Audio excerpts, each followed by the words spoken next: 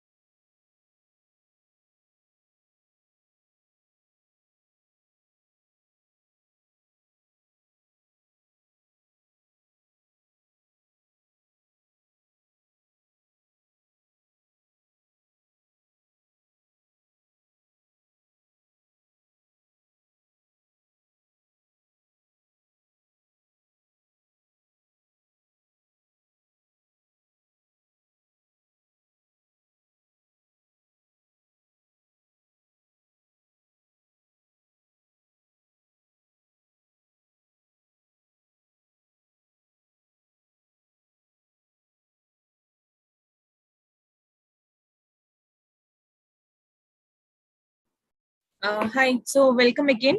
Am I audible? Is there any noise in the background? No, fine.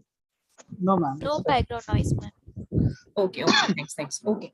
So today's session, you're all preparing for the quiz for tomorrow, I guess. So we plan to have a revision session, which will recall the concepts that were taught from, weeks 1 to 4. So each of us will take 1 week, and then possibly after that, we will take questions from you on, whatever doubts you have. Yeah, So, actually, ma'am. Yeah, but actually, I tried to solve the mock paper also to have some doubt in some of the mock question and previous week assignment question, some small, very particular type of doubt. So shall I park it that for the last? Yeah, that's what I was suggesting. Like maybe we'll just do a recall first, and then we can come to all the questions, including Fine. mock plus previous assignments and everything. Okay?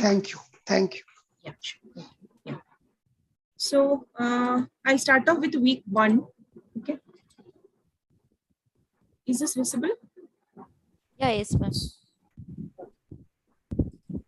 Yeah. So basically, week 1 is more of an introduction, right, to what is going to be addressed in this course. More like learning concepts of programming with a focus on object-oriented concepts and using Java as a tool, right? So in the first week, we do not have anything or rather any relevant concepts which are specific to Java. So it's more of programming concepts like the terminologies which are being used, and then the idea about activation records, function calls, and few other things which most of you might already be aware, but for some of you who are doing this for the first time, right? So it's kind of an introduction to all those kind of topics.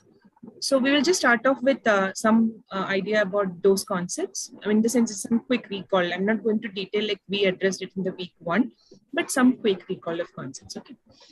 Yeah. So clearly, this course is focused on object-oriented program. By now, you would have understood that we focus very much on the object-oriented concepts with the Java as the programming language to learn the concepts.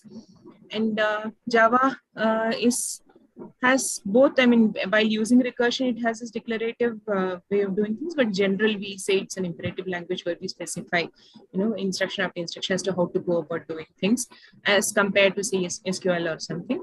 And then clearly it's a very tight object-oriented language where, anything that you have to do in Java comes within a class, right? Any sentence, any variable, everything.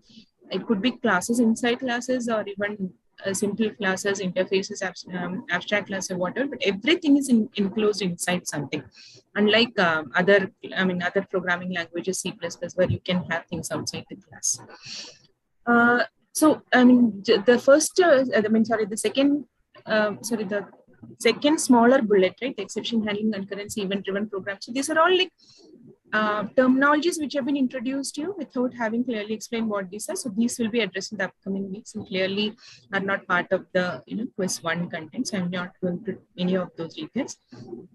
And yeah, so why do we need another language? Why do we have so many languages, and why do we need another language? So many of these languages, while we find that Python is good for something, we find that C++ is good for something, and Java is good for something else. So we have a number of programming languages. Still, we have new programming languages coming up.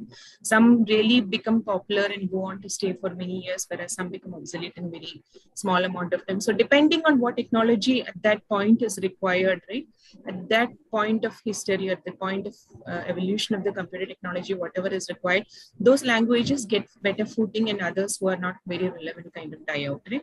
So you still have new programming languages coming up with newer features, having all the positive things of many languages put into one and all. So many languages coming up. Still, some of the earlier languages we still find very robust and very useful and very very systematically doable kind of languages. So yeah, so that's about the introduction in the first lecture that sir had done. And now comes the data types. So we started off thinking like, why do we even need data types? Because whenever we start to program write programs in a programming language, the first thing that we think about is variable declaration and all that. So why is this type required? What is the purpose of having the type of a variable, right? So we have already seen that inside a computer, right, inside the main memory, inside the secondary memory, wherever the data is stored, it's actually stored as a sequence of bits, right? Zeros and ones. So zeros and ones eventually translate to something like the on and off state of transistors or something like that, right? So, or some way of permanent storage in the secondary device where these zeros and ones are represented using two different states of an electronic device. So when you see an arbitrary set of a sequence of ones and zeros, what to make out of it, right? That's why we associate something like a data type to a particular variable. So variable is what? Variable is nothing but it's an address for a memory location. It's an identifier for a memory location. So when I say int n, right? N actually represents maybe one memory location or a number of memory locations, depending on what I'm going to store. Say for instance, integer, suppose it uses 2 bytes or 4 bytes, depending on that, say four memory locations, right? 4 bytes of memory location, depending on how the addressing system inside the computer architecture is and all. That's a little complicated, which we don't have to address at this point, but all that we have to make sense is, say sometimes there may be 2 bytes which represent an integer, whereas 4 bytes representing a double. If we say double n, all these 4 memory locations are identified by this variable n. If we say int n, then only these 2 memory locations are identified by this variable n. So the sequence of bits and bytes in the memory, right? We make sense out of what to make out of them. So how many of them together form an entity? What sense to make out of them is something that we decide by associating something like a data type to a particular variable. Okay. And it also helps us in organizing concepts in a code in a meaningful way. So for instance, if you see in machine code, which is again a sequence of zeros and ones, right? It's very difficult to make sense of, okay, what is this variable doing? What is this particular string doing? Whereas when we say, okay, x is an integer and you can have say x plus 3, y equal to x plus 3. It has a better way of organizing things in your own mind and as well as in your code to have some kind of a type attached to a particular variable or a set of memory locations. It also helps in compilers catching the bugs early on. So for instance, sir has given the example where, a typo in a variable name is kind of not recognized by Python because Python is not very strict about this typing, right? So it kind of accepts it as a new variable and proceeds, whereas we as human beings did not mean that. I mean, it was indeed a typo. If there is a variable name, which is a typo, Python would just accept as a new variable and go ahead. I mean, I'm not saying every case, but in certain cases, right? Whereas in the case of Java, if you don't say that, okay, this variable is this particular type, and you have to clearly say that this variable is of this particular type, you are associating it even during compile time. Okay, this is going to be an integer type. And wherever you intend to use this variable, if there is a typo, the compiler will point it out to you. So it helps you to catch bugs even during compilation time, whereas in certain other languages, you may detect it much later. During runtime, you're not getting the value, and then you go back to doing some debugging, printing the answers, intermediate answers in between, and then you find out, okay, I have a typo here and all that, right? So those things, I mean, it's easier to catch bugs at a much earlier stage. But in certain languages, yeah, in the case of Python, it's like those automatic inferencing based on what value has been assigned to a particular variable. It will just assume that, okay, this variable is going to be of an integer type. Okay. So those kind of inference is also possible. Java also to some extent provides some kind of type inference that we'll come to it in a later week. But in general, Java expects that you clearly specify this particular variable to be of a certain type. It need not be a primitive data type. It can be an object variable, or it can be an array variable or a string variable or whatever, but it has to be declared as some kind of a variable in the beginning. So that's about the data types. So you can interrupt me in case you have any questions on these things. These we have addressed clearly in the first week, and that's why we're just rushing through, and because of lack of time. Okay, not going in specific details to all of these things. Okay, now what are the, within the memory, how are these variables handled? How are the function calls handled, and all these things are coming under the memory management. So let's start off with the variables. Okay, so variables have something called a scope and lifetime. So scope is something where the variable is available for use, in the sense that if you write that variable in certain part of code, that variable is a valid variable reference. So in such cases, say for instance, you have a function, say f1 calling a function f2. Whatever variables you used inside f1 need not be accessible inside f2. So the variables inside f1 may not be in scope inside f2. At the same time, f1 is still inside the activation record. So what is an activation record? Activation record is a kind of activation records are actually handled using what is known as a stack. Most of you know what a stack is, right? So suppose you start with the main method. Okay, the main method is actually pushed inside the stack first, and then from inside the main method you have a function call. You get that function, the activation record for that function is pushed into the stack. Now from inside that function you're having another function call. It could be a recursive call that is a self calling itself, or it could be a different function. Neither way, in neither case, that function is also actually added to the activation record. Now, what happens is your main method is below the bottommost part of the stack, right? So suppose main is calling f1, f1 is calling f2.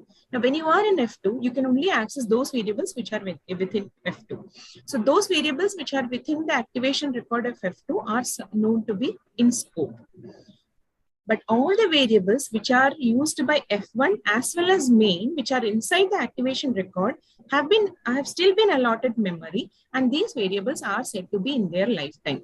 So the variables are still somewhere, they are still allocated memory, but they cannot be accessed at this point of program execution. So such variables, such variables which are in the memory are still known to be in lifetime. So even the variables inside F2 are also in lifetime because they are also allocated the memory, right? Even though I am currently executing F2 and the variables inside F2 are still accessible It is also in lifetime, but it is also in scope. Whereas the variables which are in the main function or the F1 function which call the F2, okay, so these variables will not be in scope. See, please let me know if I'm speaking a little faster. I'm just speaking faster because it's only a recall. In case you have any doubt, please feel free to interrupt. Okay, because we have explained all these things in detail with diagram and pictures and everything in the week 1 live session, I remember. So if in case you have any specific questions, please feel free to interrupt. Ma'am, Yeah. can you please differentiate between call by value and call by reference? Yeah, I'm coming to that. I'm coming to that. Actually, you can see the third one, right? In this page itself, it's there. No? I'm coming to that. That's correct. I mean, I've not come to that. I've just mentioned about scope and lifetime and just mentioned about activation records. Okay. Okay. So activation records are actually maintained inside stack. So whatever are the functions which are being accessed, they are actually pushed to the stack. And once that function execution is over, these function activation records of these functions are popped out. Now, how do we know, like, what is the position of the stack to which we have to go to get control to the previous function? Right, the previous I was executing F1 and at some point I stopped executing F1 because there was a call to F2. Now I have to come back to that statement of F1 from which the F2 call was initiated. So where do I come back to? That is actually stored in the control link. Now suppose this function F2 is returning some value. Okay, if this value is being returned, where do I store this value? Because once the activation record of this last method is actually popped out, those variables are not accessible anymore. But I don't need those variables. All I need is a return value. So actually the activation record of F1 will have a pointer, say some address location, which will say that, okay, at this particular address, you will have the value, the return value will be stored by the function F2 inside that particular point. So that return value link is the position where the result is stored. Okay, now two ways to initialize parameters. So when you're actually having a function call, right? When you are actually, what do you say? When you're actually, you have a function definition, right? Definition where you say public show or something, inside which you have a parameter, say int a. Okay, now you're actually invoking this function from, say, the main method. Okay, suppose you're saying, say, a dot show of 3 or something. What happens is this int a, right? Int a, which is inside the definition, right? So that a is actually given a new memory location where this value 3 is copied to. Whatever changes that we make, say, for instance, 3 is probably not the best example. I'll actually give you, we try to.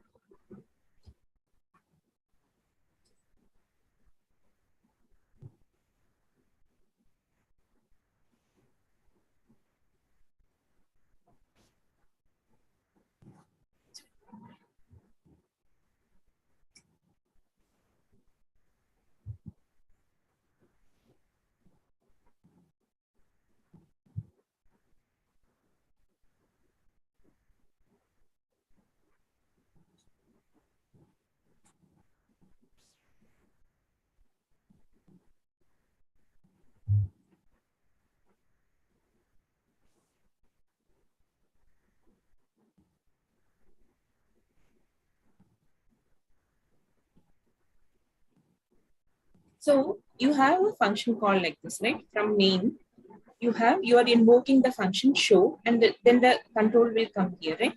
Now what happens with B and A? Now A and B are different memory locations. Say A is here and B is here. These are two different memory locations. So B has the value 10. Now when you call this value is copied to the memory location denoted by this variable A. You get the concept of call by value. This is what happens in call by value. You have, say, b equal to 10, and you have some, so when you say b equal to 10, this statement is happening, right? In the memory location pointed to by b, you have the value 10. Now, when you say show of b, this b value is getting copied to the memory location, which is pointed to by a. So this value gets copied here.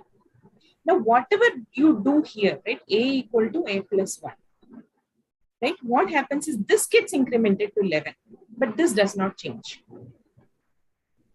Okay, this value gets changed, but this does not change. This is the call by value.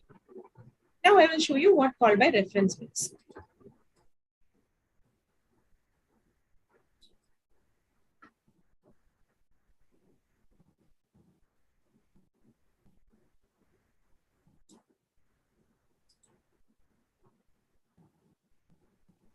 So you have to show an object instead of an integer. Okay, it's not a primitive data type. Some object.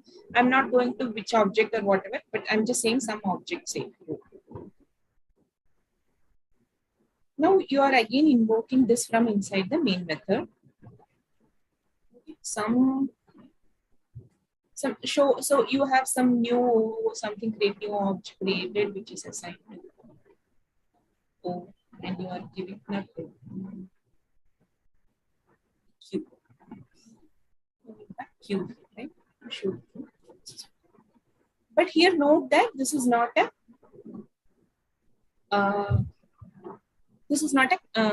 basic primitive type. This is an object of some class. Okay.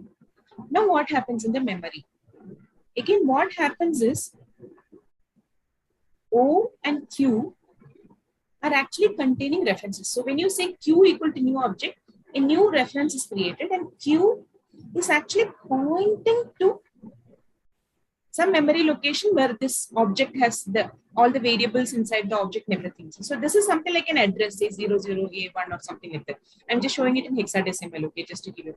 This is a memory address which Q has, which is showing that it is pointing to this object.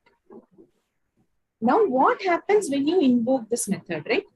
It is actually copying this reference here. It is not copying this object here. It is copying the reference here. So whatever modifications now you make to say O dot, it has some variable, say A1 or something equal to, if you put instead of O dot A1 plus 1, you are actually changing the A1 inside here. That is also pointed to by Q1. So now if you check Q dot A1, this value will be the same as what has been updated here. Is this clear? No, ma'am, can you go over it again? So which part is that you did not understand? How you got both of them to point to the same thing? No, this is a memory. This is there you actually had the value 10, right? In earlier case. Yes, ma'am. You had the actual value. That is what we mean by copy by value. This is actually 10 value. Whereas whatever are the variables inside these are not residing in this memory location. These are actually inside this some other memory location in the memory main memory. You are only storing the address to that main memory location here. Okay. So when you are doing this, invoking this object, you are actually copying that address here. So both of them are now pointing to this memory location. So whatever changes you make either on O or on Q will reflect on both of them. Because these are both now pointing to the same memory location, and whatever changes you make here will reflect in both of them. That's the idea of call by reference. And what is the difference in the syntax for both of them? There is no difference. It's internally handled by Java. See, we have been saying now, like you have the stack is there, no? The stack. Okay, so here you have the activation record. Okay. Now, what happens when you have a memory variable is, this is actually going to, the object is going to be allocated a space somewhere in the heap, because this is a dynamic memory allocation. This is what I'm talking about. This allocation is what I'm talking about. It's a dynamic memory allocation for objects. Because you don't know how much space you will need inside the activation record, right? So when you say this, so this allocation, this dynamic allocation, whatever this pointer or this allocation is happening, it's actually happening inside the heap and not the stack. So once you say that O is the same as, again you have O also. Okay, that is inside the show method, right? So in show method you have O, in main method you have Q. From Q you are allocating some space in heap, and you're storing the address at which this object can be found. For you O also, you're copying that address only. You are not copying the value 10. Here you copied the value 10. Here, whatever is there inside the memory location queue, that is actually the address of that object. So internally, Java handles this by this dynamic memory allocation happens during the runtime, and hence call by reference will reflect changes in either of the objects. Not sorry, either of the object is changed, the changes will reflect in both. Is this clear? Still someone has some doubt? I'm clear, ma'am. So the difference is in primitive data type versus object, right? Correct, correct. Not just objects, array, string, and all these things. No? Like except for you can read up to see where are these differences reflecting. You can give an exhaustive list from the Java documentation. Okay, okay. But for primitive types, we are actually copying call by value. For the objects, it will be reference. It's address which is copied. See, again, the content is copied. In both cases, content of queue is copied. Only thing it happens that here actually it had the value 10. In the case of primitive data type, in the case of objects, this had the address. So when you copied the address, it's only the address that got copied. Whereas in the earlier case, the actual value got copied. That's the difference. Got it. Okay.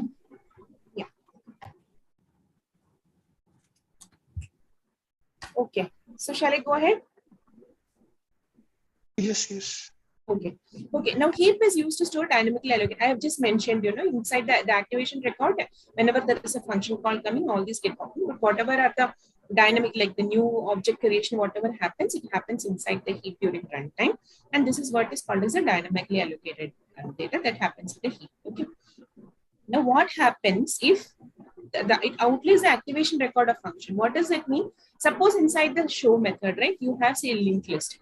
You have modified a linked list, and what you are copying is only the address of the linked list here, right? I have inserted one more value in, so this was my earlier linked list. Now I have inserted one value here. Okay, so this gets, all these get moved to the right, and this gets, so I have added one more new linked list. This linked list has to be accessible in main, right? So this is actually residing in the heap now. I have stored the address of the linked list here, and this linked list has to be accepted, available in the main, right? Now that is what it means. It outlives the activation record. So even though this activation record, this show is popped out and this is died out, right? The show has died out. This linked list has to outlive the activation record which actually edited it, that created that storage or edited that storage, right? Now what happens? Now this is to be accessible in main, right? Now main uses it, and then whatever, even if there was some other function it uses, everything is done. The clearing of activation record happens by default, right? As soon as you pop it out, the stack top is actually pointing here, and this memory is still available for you to use. What happens to the memory inside the heap? These are not deallocated by, there is no push or pop which is happening just like the case of activation record, right? Whatever are being allocated to the memory, they might just remain there without being able to be reallocated. For this, the deallocation, or to tell the operating system, okay, see, there was a linked list which was usable, but now it is not usable. Sorry, now the data of that linked list had to be accessible to us, but now we don't need it anymore. So the operating system is free to reallocate it to some other program. So that is what is meant by the deallocation. The operating system actually keeps record of all the memory that is free for its use, so that whenever there is a new variable declaration comes. Excuse me, just one second.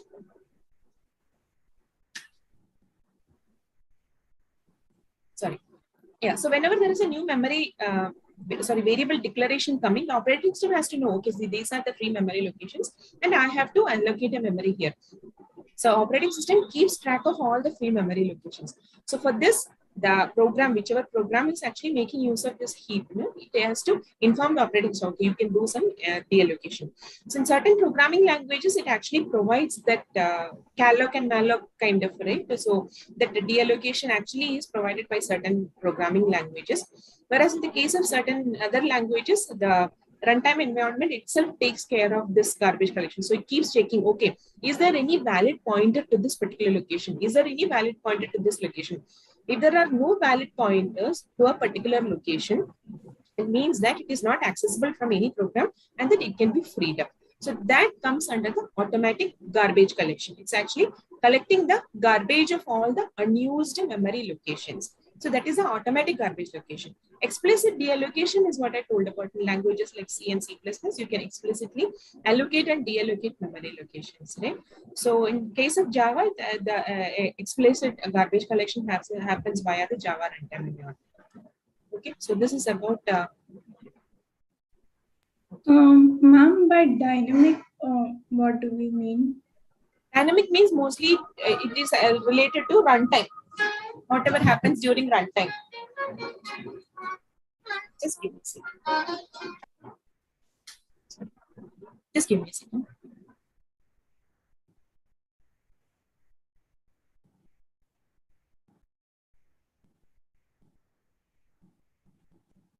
Yeah. Yeah. So dynamically means during runtime, this allocation happens. Whenever you say new object, right?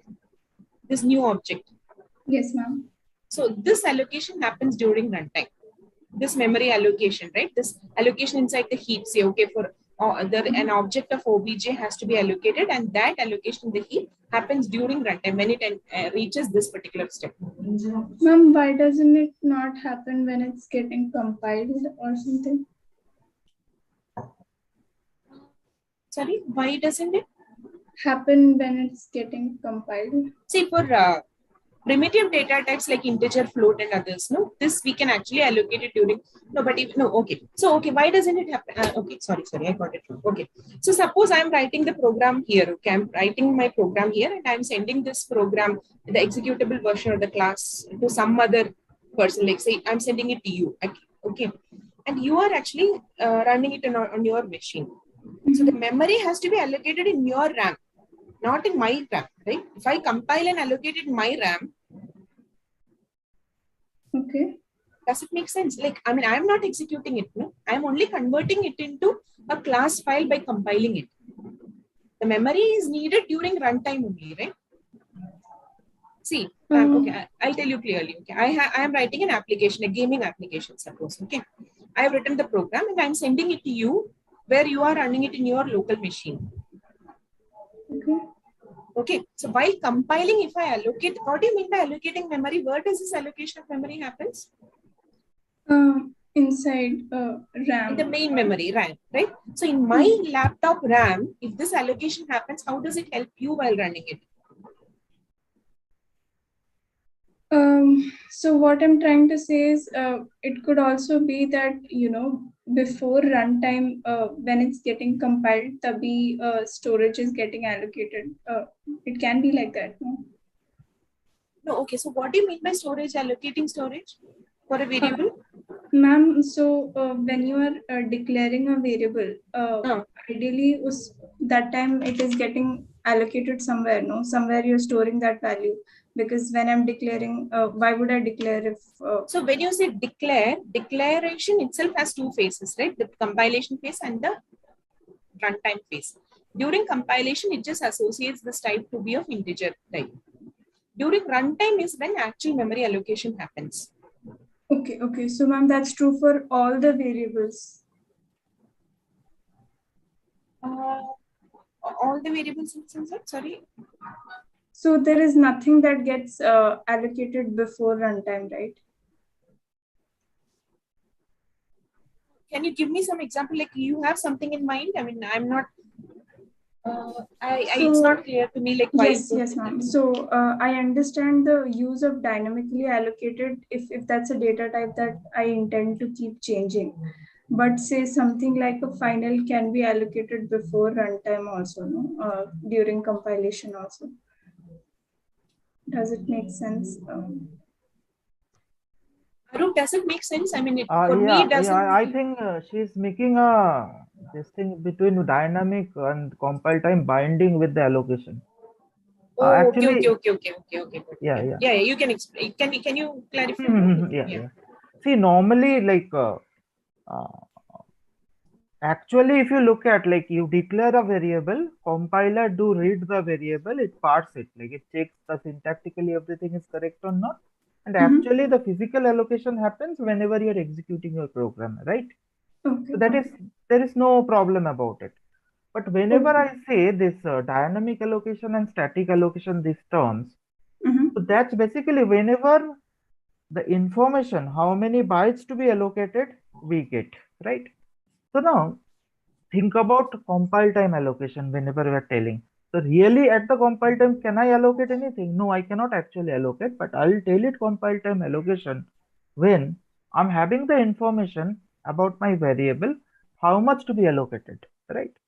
So normally if I say int I, right? So suppose int I in my Java program. So during the compilation itself, I can find out, or compiler can find out I is the integer, so how many bytes to be allocated, right? So that's why we say it's as a compile time allocation, but compile time allocation doesn't mean actually the memory will be allocated at the compile time, but rather you get the information that how much to be allocated, that will be gathered during the compile time.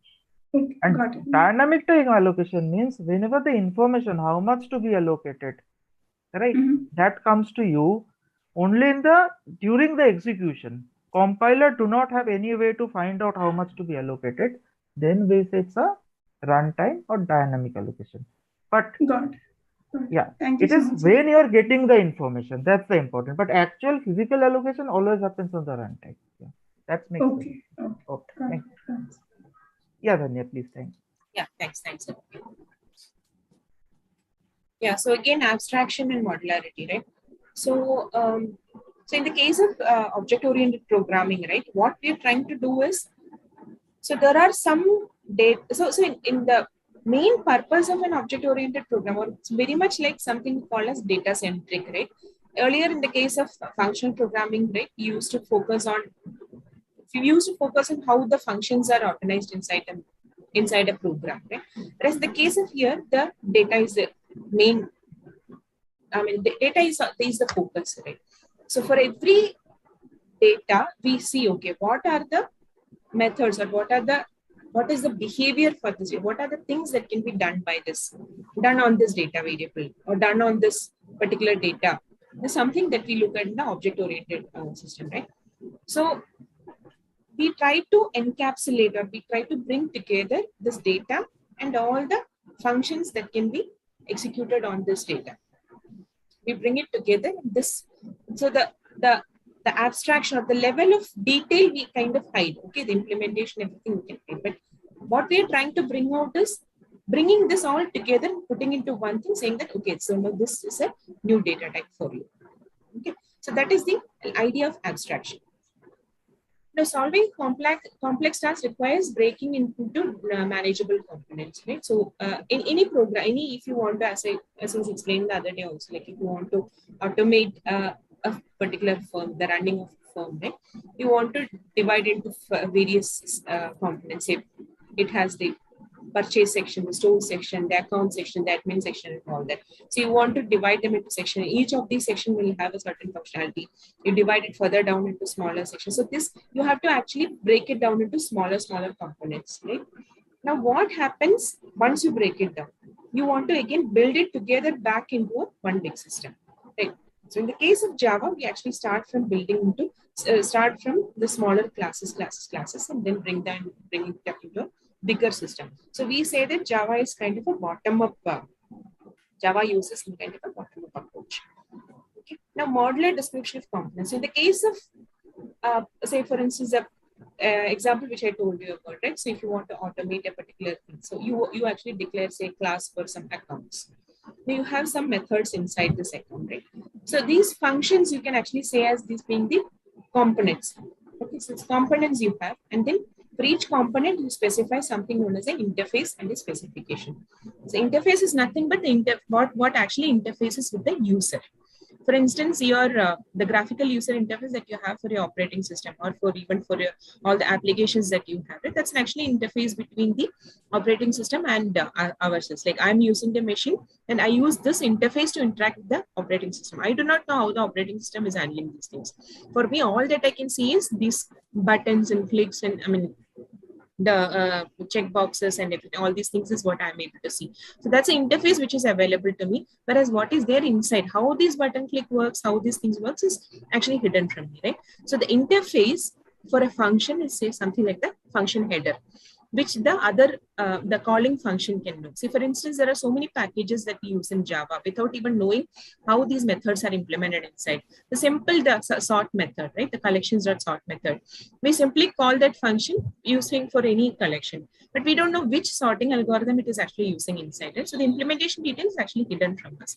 That part, the specification, behavior, or whatever that, right? That is the implementation of that function. The interface is public, which is seen by the user, whereas the specification of the behavior is actually hidden from the user. That's the whole idea about bringing all these things together.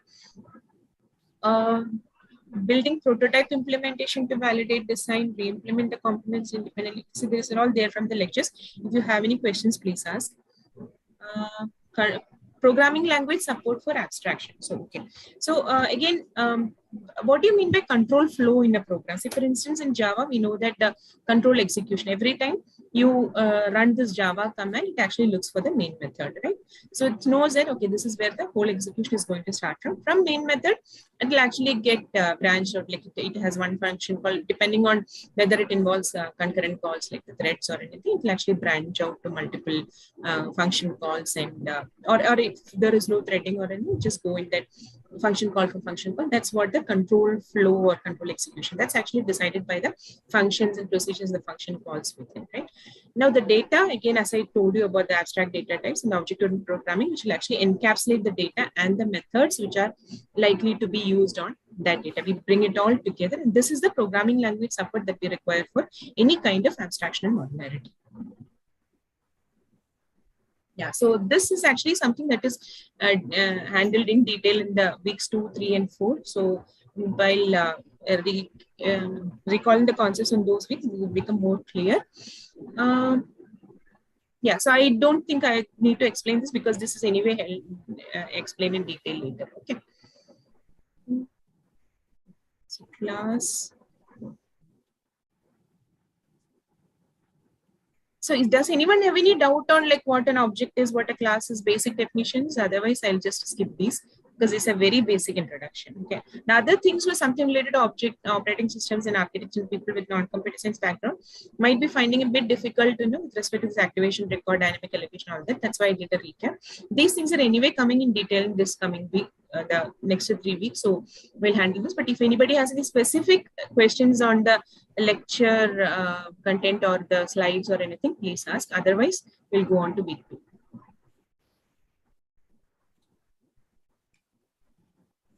Okay. Okay. Yeah. Then I'll stop sharing. Nalini, you will be handling week 2, right? Yeah, yes, ma'am. Yeah. Yeah. Please go ahead. Yeah, thanks, ma'am. Yeah.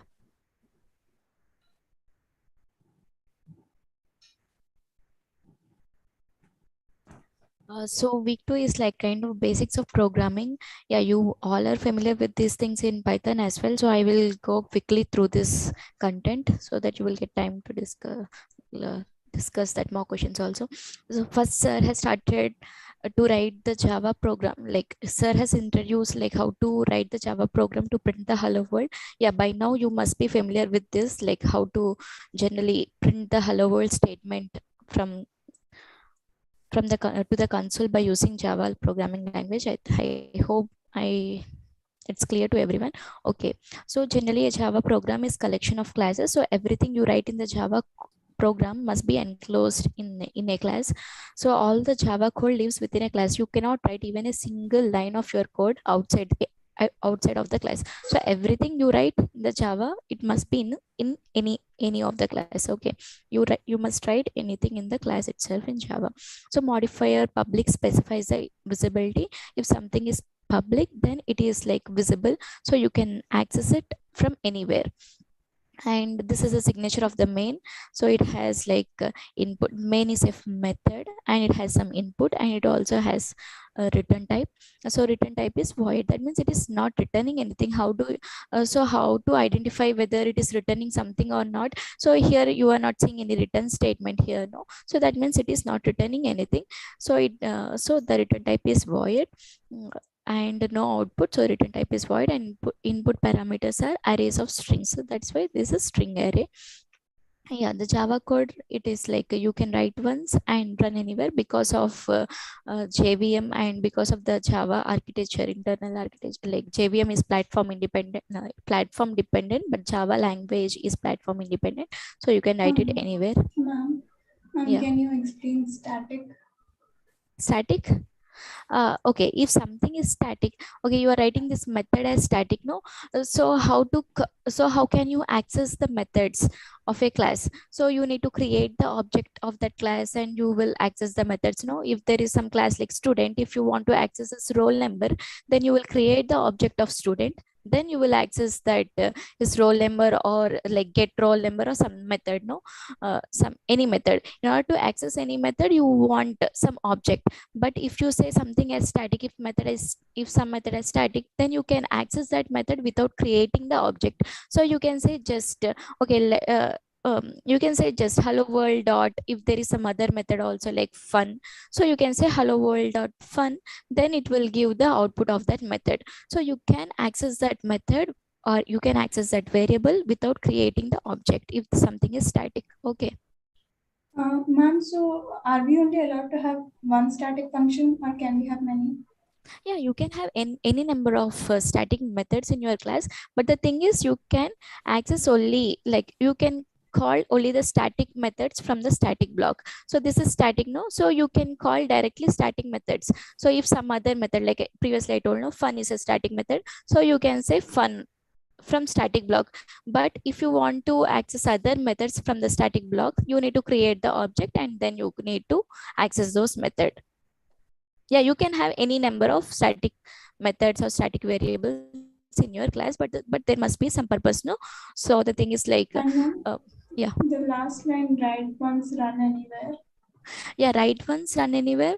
So here so Java code is first compiled to bytecode and then it is converted to like machine code by JVM. So this JVM is like a platform dependent. So JVM on see Windows on some OS like Windows OS will be different, and JVM on some like Mac OS will be different. But the bytecode the output which we get from the JVM machine, that 0 ones will be same on any OS. So that means you can write anywhere your Java code, write once, you can write that Java code once and you can run anywhere. Okay.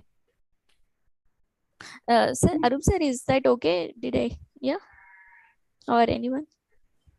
Yeah, Nalini, so I'll just add something to it. So what happens in general in C, C++ and all that, no? Whatever so what exactly mean by the executable code, right? Executable code is a sequence of zeros and ones. So when you are actually running it on the machine, every computer architecture will have a different set of machine codes.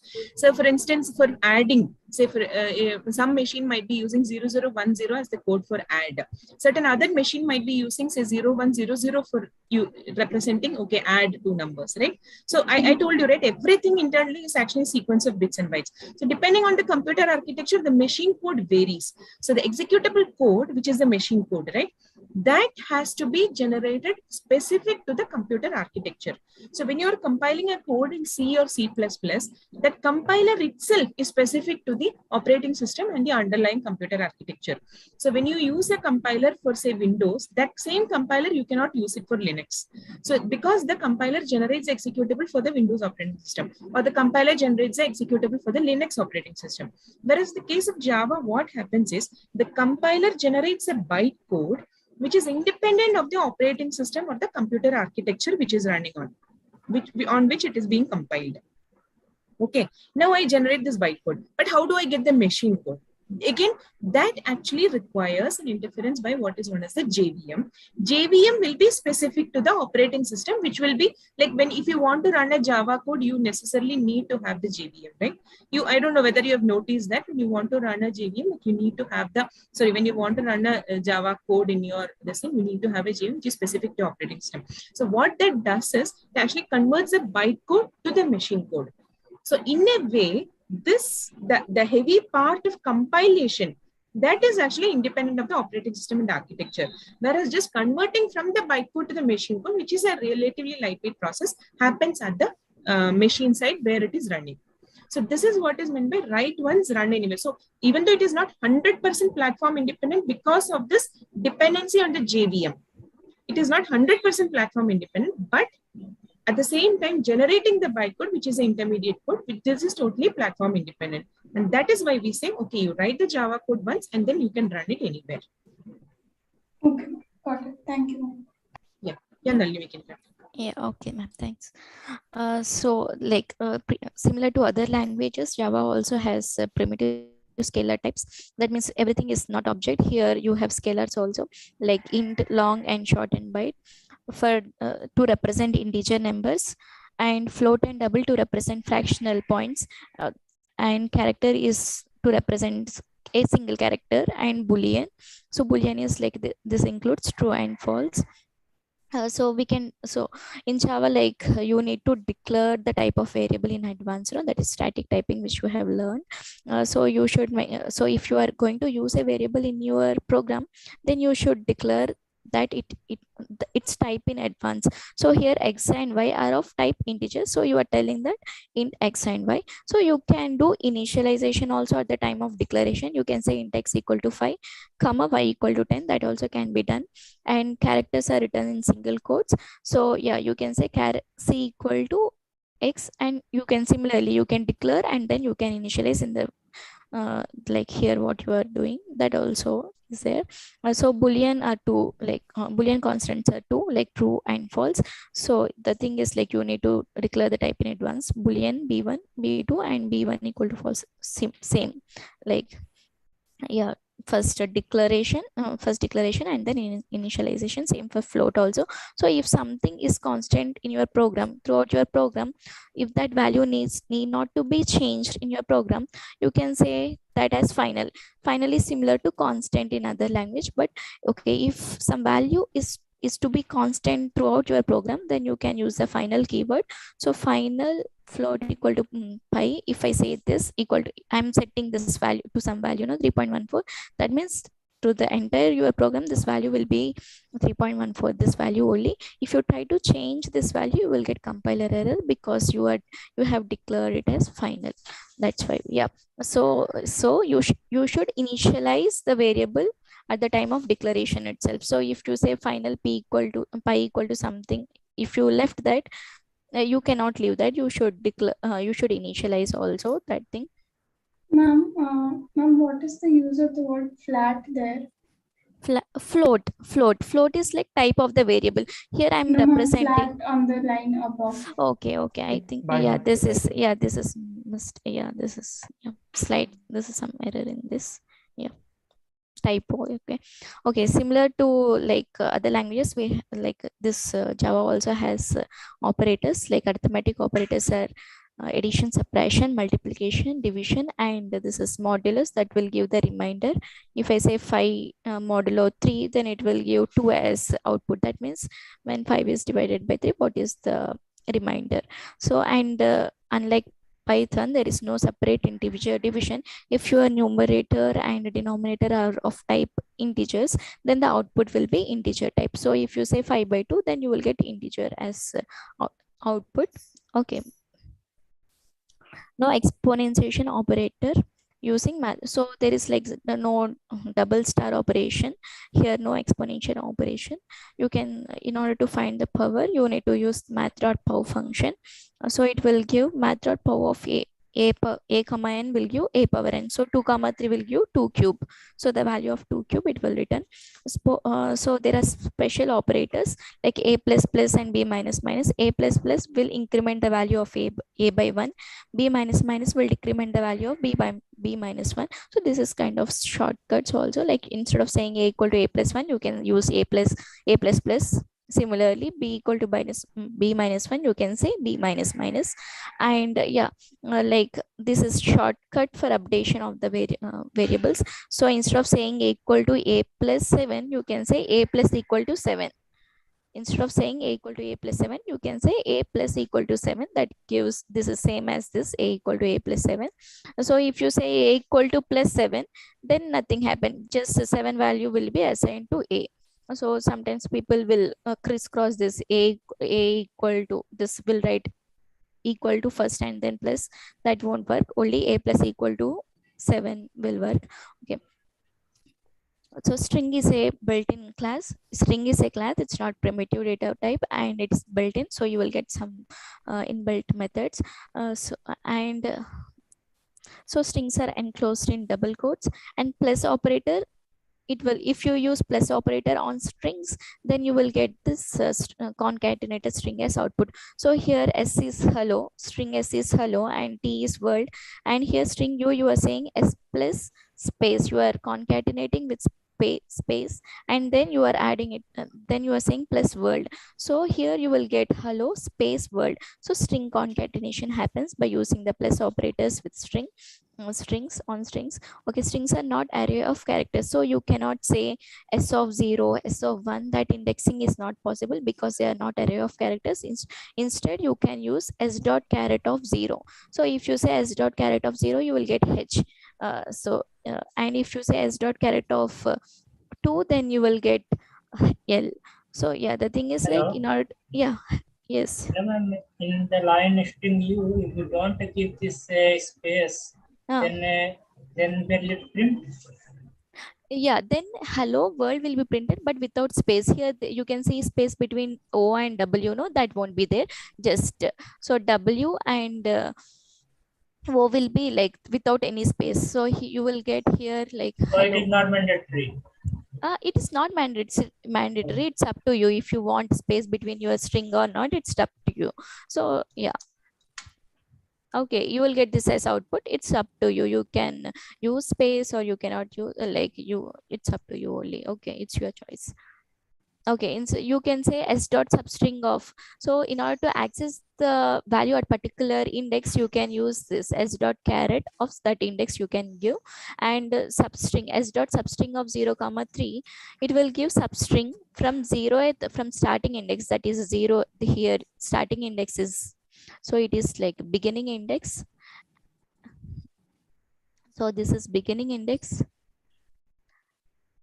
Okay, this is beginning index and this is ending index, but the whatever characters you will get is beginning index, and two ending index minus 1 characters will get. So s dot substring of 0 comma 3, it will give 0, this is 0 1 2. So it will, you will get only HEL. So you will get a string as output, and the output will be HEL. Only you want to get the third index as output, only ending index minus 1 you will get. So similar to, and you can also get the length of the string. You can also get the length of the string by using the length function. If you say s dot length, so you will get the number of characters present in that string. Okay. And yeah, there are many other functions, but we are not discussing here. Yeah, you can explore, but these but these are mandatory, like these are like basic, you need to know these functions mandatorily, so I'm mentioning here. Okay, arrays are also like objects similar to classes. And yeah, so yeah, this is like you need to declare the variable before using. So here in like you can use two types of declaration for declaring the arrays. So you can specify this angular brackets either before the variable or after the variable. Here you can see int array a, here int a array, here down you can see int a array. So both are valid. So yeah, you can use any type of declaration, as this is also your choice. Yeah, so yeah, this is just declaration, and in order to use that variable you need to initialize that variable. So a equal to new int of 100. So this is like initialization. I'm initialization this a int array. Yeah, in order to get the length of array, you can use a dot length. Here length is a what field name, their length is a method name. In strings length is method, but in arrays length is like field name. So in order to get the length of the array, you need to use the a dot length, that gives a size of array. And yeah, array index starts from 0 and it ends to length minus 1. Okay, in order to access so the thing is like okay, if you say int array equal to like this is 1 2 3, So in order to get the last element of your array, you can say a of 2, that will give 3. And similar to this ints, double float, you can have double float or any primitive arrays. And also you can have like objects also, like you can have student array also, you can have any other array of objects. Okay, student employee array, that also, just to make, I'm mentioning that you that to become familiar, like you, like other arrays like object arrays also possible in addition to this primitive arrays. Okay, yeah, you can ask if you have any doubt or not. Yeah, we'll go. So control flow, this is like this is similar to any other programming languages only. So you have if condition in order to use in order to check whether some, in order to check for some condition, you need to use if, and it may or may not be followed by else. You can or cannot you can use else or you cannot use, that is, it's up to you. You can, it's not mandatory like if should be always followed by else. That is up to your choice. You can use else along with the if or not, that's up to you. And also conditional loops, in order to iterate some statements by checking some condition, you can use while loop. And the do while loop is like will first execute this the whatever the statement inside the do block once, and then the condition will be checked. So this means in order to take the output, in order to take the input or something like the do while loop is used basically. So first this all the statements in the do block will be executed, and then the condition will be checked. So at least the loop will runs at least once in the do while loop. And there are like two kinds of for loops, like that is also used for iteration only. In order to execute the statements like many number of times, you can use for loop. Yeah, Ma'am, yeah. Ma'am, what is the use case for do while? Because we could have used a simple while or a for also. No? Yeah, in order to, so if you are okay, you are checking, so you want to execute this, you want to take the input from the user, and if the input is something, if the input is like above 0, then if you want then you should execute some, if you want to execute some kind of statements, then you can say okay, here you can take input so that your statements will be executed at least once. So here you can check sorry, so sc scanner class, so sc dot some input, you can say sc dot system dot in, that will give some input, no, sc dot next int or something that will take the input. So here I'm taking integer as input. So if in the while loop, you will check whether the integer is greater than 0. So basically the thing is like, in order to execute your while the blocks of the statements in the while loop at least once, you will do this. Here I'm taking the input, and then so in order to take the input, I am using here so I'm not writing scanner class here, no, just the scanner class is used to take the input. Here you can create the object by using this new scanner of system.in, and then you can take input by saying sc.next int I equal to, then I will check the input, and then and then you can write some lines also here.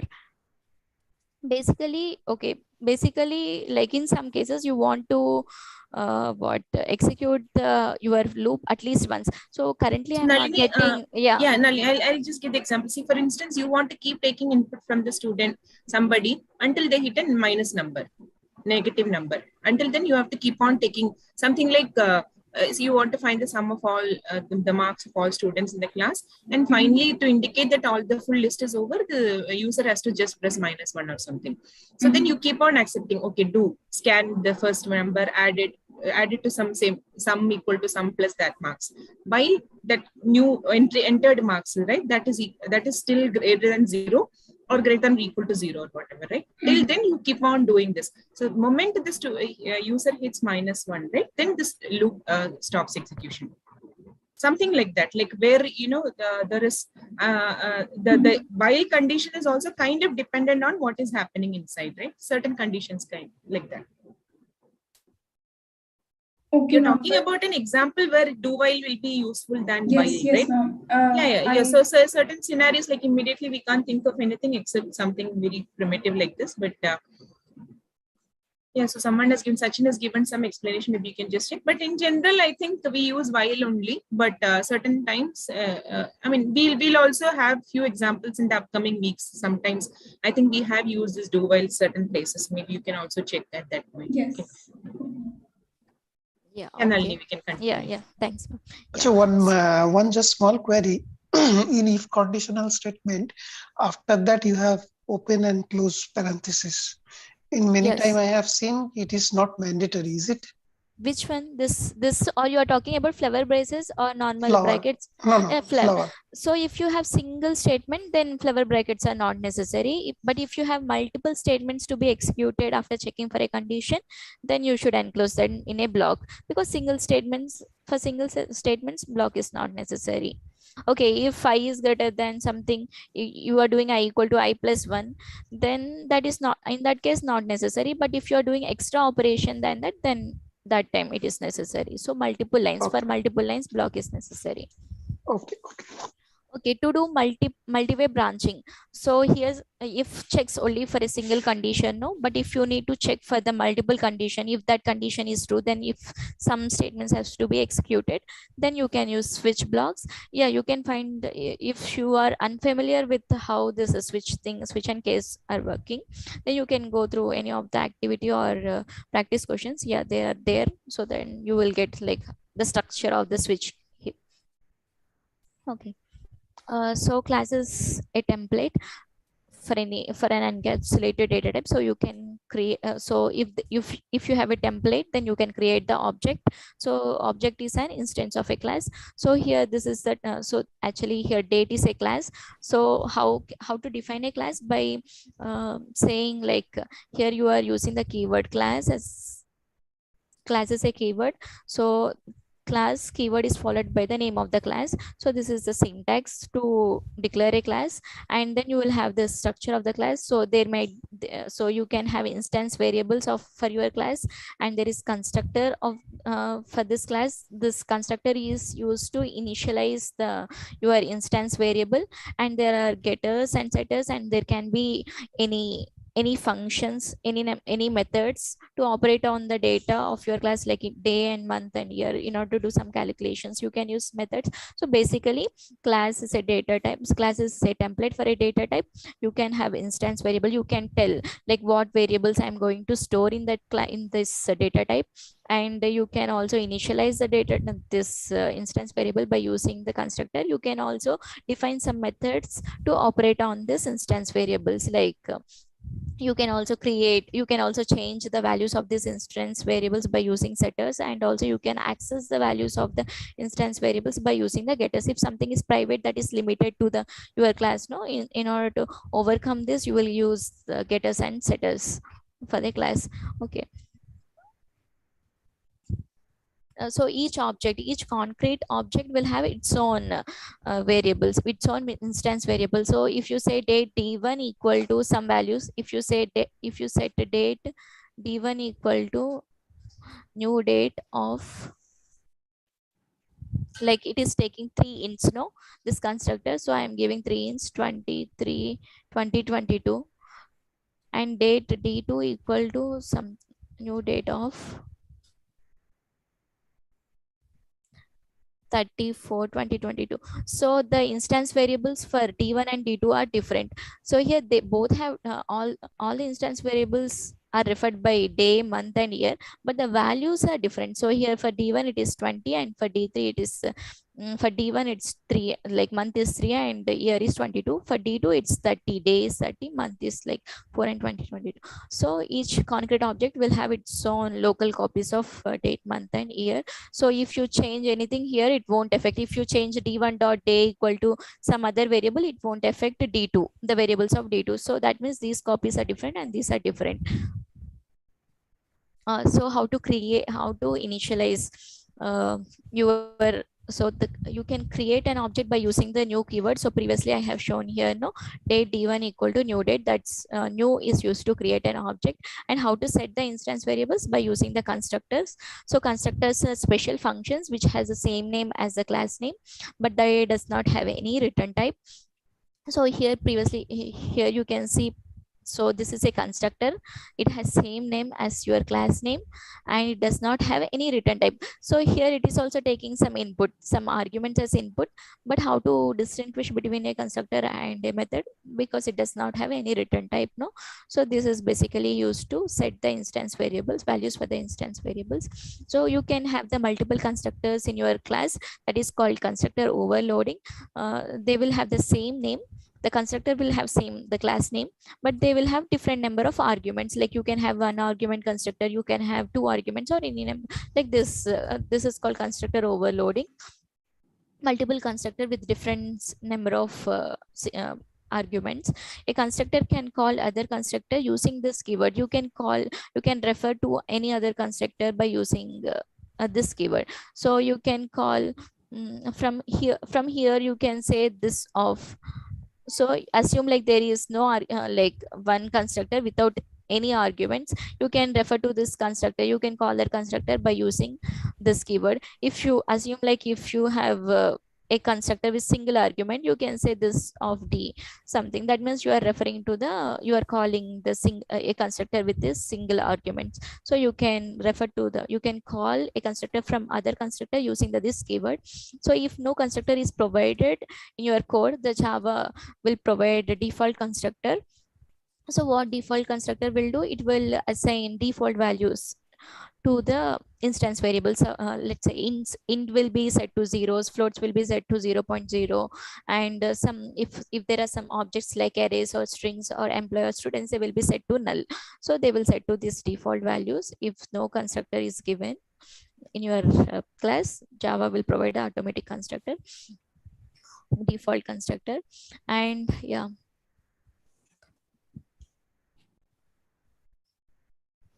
so I'm just going through this. Yeah, these all covered, no? These all points only valid if no constructor is defined, otherwise okay. Okay, copy constructor means you can create an object from an existing object by using the copy constructor. So here you can see there are like two types of constructor. Here there is like three argument constructor, and this is like one argument constructor, but this is taking the same object as what input, no, same object as argument, no. So here it is taking and the date object as input. So this is called copy constructor, the constructor which takes the same object as input is called not so we can, by using this constructor, you can create the new object from the existing one. So here you can see date d1, this is like two objects of date d1 and d2. D1 equal to new date of your setting d1 to some values. You are creating the object d1 is an object, and you are instantiating your instance variables to 12, 4 and 1954, day, month and year. And for the d2, you are setting d2 equal to new date of d1. So yeah, this dot is not required here. So new date of d1, that means you are calling this argument, you are creating an object d2 by using this constructor. So what happens here is this dot day. So d2 dot day, that means I'm currently talking about d2, no. D2 dot day will become d1 dot day. This I am passing here d1 as parameter, so this will be d1 and this will be d2. Here this d will be d1 and this will be d2. So d2 dot day will be d1 dot day. That means whatever the values d1 has, that will be copied to d2 also by using the copy constructor. That means you are creating the new constructor by using the values of both the objects will be same. So you are getting the same objects with the same value, objects with the same value by that. So that this is the use of this copy constructor. And yeah, last lecture is basically about input and output, how to take the input from. So basically in order to print, you have seen system.out.println and print other methods also there, like printf also. But basically mostly you are going to you will be using like println and print methods only. And similar to like taking output, taking to output, you have this taking input also. You can take input from the user also by using this console class and scanner class mostly. But like mostly you will be using scanner class only in order to take the input in this course. So scanner, so how to take the input by creating an object of the scanner class, and then you can input, like in order to take a line you can use next line, in order to take the integer you can use next int, in order to take the float as input you can use next float. So this is like syntactical thing. You can, this is how you usually take the input. Yeah, if you have any doubts regarding Victor, you can ask. Like the concepts are like input and the constructors, and then what control flow, if for, and then declaration of variables, that's all, and some operations. Yeah, so yeah, basically if you have anything will clear now. If not, we can proceed to next week. Ma'am, what is the difference between the two inputs? Two input, sorry, which input? Difference between console and scanner. Uh, so uh, so you can take the password, you can, so there is something like read password also in the console class, so that you can, you know, for that thing you can use by using the console class. Yeah, the thing is like for security the password must be secure, you know, that thing. So Arupsa, do you want to add anything, or Adanya ma'am, do you want to add anything regarding console class? Not really. I think you can probably go and check the Java documentation. I'm also not very sure the difference. I mean, we generally use the scanner class, so I'm not sure.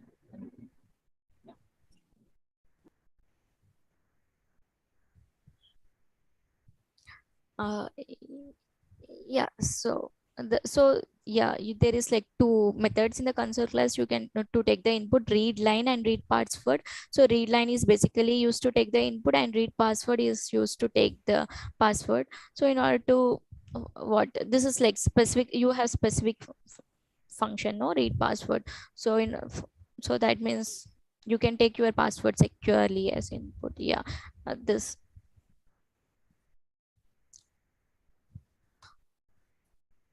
Okay, you can refer the documentation also for more details if you want to know. Yeah. Any other things than this? Okay. Okay, I think let us proceed. Anissa, do you want to take week 3?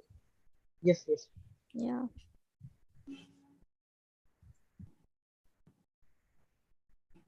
Please start sharing.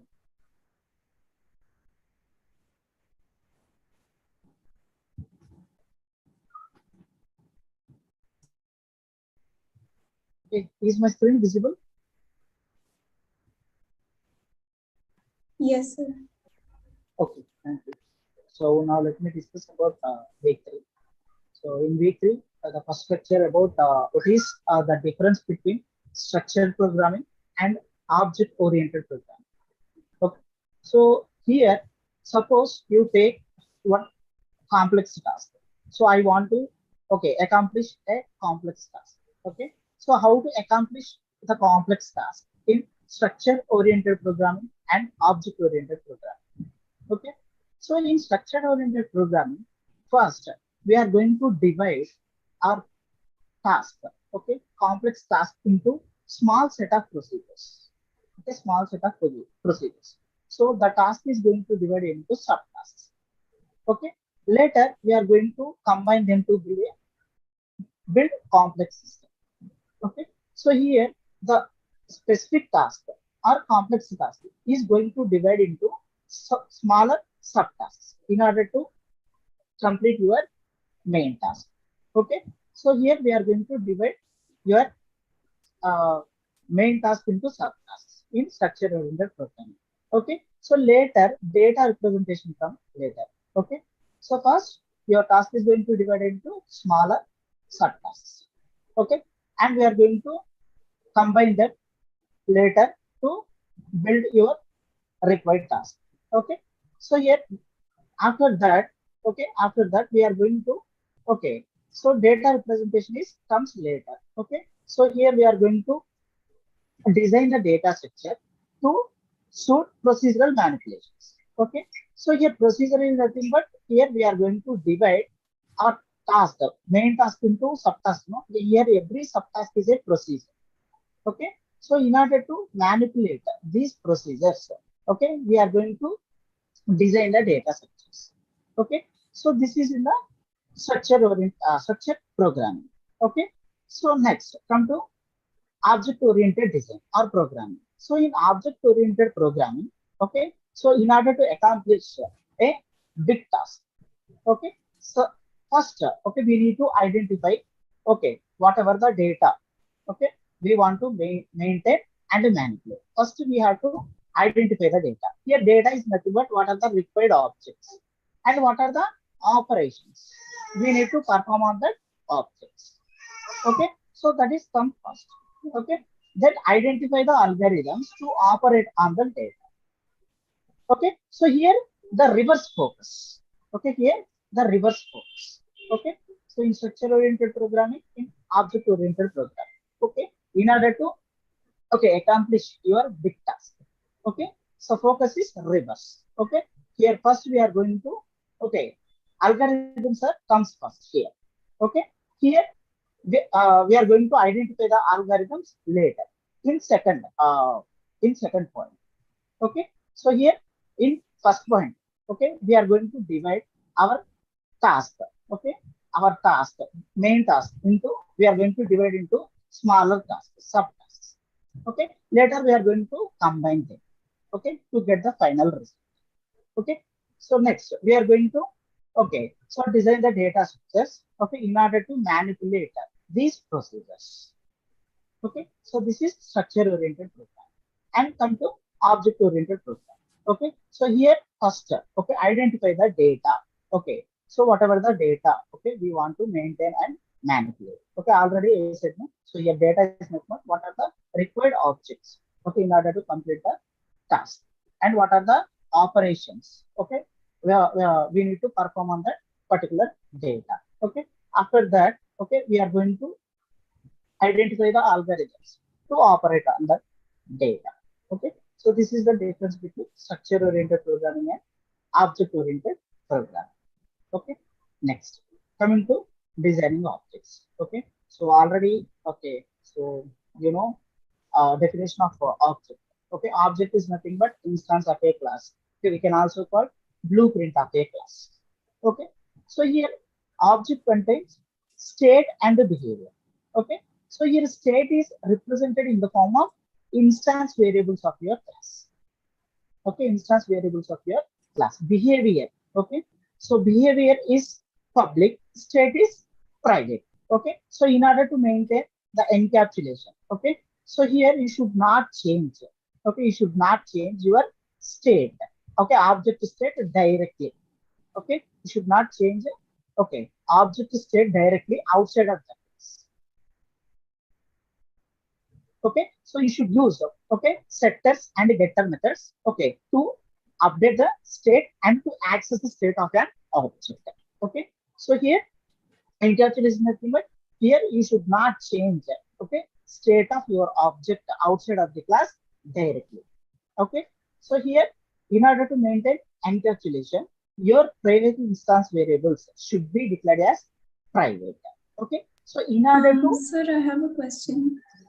Okay, sir, and I understand that the purpose of encapsulation is so that we're not able to change the state of variables inside it.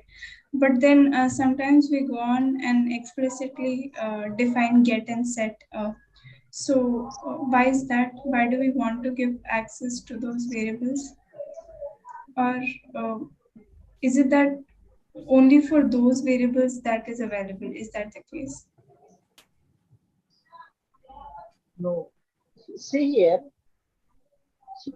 within the class you can access the private instance variables, but outside of the class, okay, if you want to access your private instance variables, okay, so you should give some, okay, what we call, you should give some permission, but not directly, okay, through the methods, okay, through specific methods you are able to update the private instance variables, and through specific methods you are able to access the instance variables. Okay, but you should not change directly. So that is the idea. of encapsulation. Got it, sir. Thank you, sir. Yeah. Here, so in order to update your state, means private instance variables, okay, private instance variables, we are going to use setter methods to update. So setter methods are called as mutators. And in order to get that, okay, in order to get the private instance variables of your class, we are going to, okay, define the getter methods. Okay, getter methods are called accessors. Is it clear? Yes, sir. Okay. See here already I said no, in object-oriented programming, okay, first we need to identify the data, okay, and here after that we are going to, okay, identify what are the operations, okay, we need to perform on that data. Okay, so consider, okay, this example, order processing system. Okay, so in, if you consider any order processing system in Flipkart or Amazon, okay, so we have different online shopping websites. Okay, so there we have order processing system. So in order processing system, what are the required objects? So what is the data required? Okay, in order to, okay, so build this order processing system. So these are the, okay, objects required. Okay, items, orders, shipping addresses, okay, payments and accounts. Okay, these are the items. Sorry, these are the objects. Okay, required for the, okay, order processing system. After that, what are the operations we have to perform on these objects? Okay, what happens to these objects? Here, what are the operations? Means here methods. Okay, so all these are methods. Means here we are adding items are added to the orders. Okay, here we are adding. Okay, if you consider any order, okay, if you consider any order, order should must contain at least one item. Okay, at least one item. You can also add more than one item to the order. Okay, here item, okay, is going to add it to the order. Okay, so here item is a object which is added to the orders object. Okay, these were two different objects. Okay, this is one method. Okay, next, coming to the orders. Okay, orders are shipped and cancelled. Okay, so for suppose, okay, you ordered something. Okay, you ordered something, so you don't have any problem with the product, then it is going to ship successfully. Okay, for suppose, okay, so some of your friends said this product is not good, then you are able to cancel, okay, your order. Okay, so if you consider order object, what are the operations you are able to perform on the order object? So these are the two operations. Okay, shipped and cancelled. Okay, next, coming to the payments. Okay, so payments are accepted and rejected. Okay, so these are the two operations we are able to perform on the payments object. Okay, so first here we are going to identify the, okay, objects or data. Okay, whatever the data we required, okay, to build this order processing system, and what are the operations we need to perform on these objects. Okay, so here these are the nouns. Okay, so nouns are, okay, signify what? Objects. Already I said no, these are the operations. So operation is nothing but method. Okay, so verbs, okay, denote methods. Okay, that operate on object. Okay, is it clear? This example.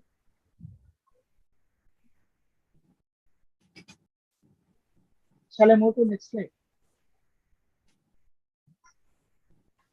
Yes, sir. Yeah. See here, order. Okay.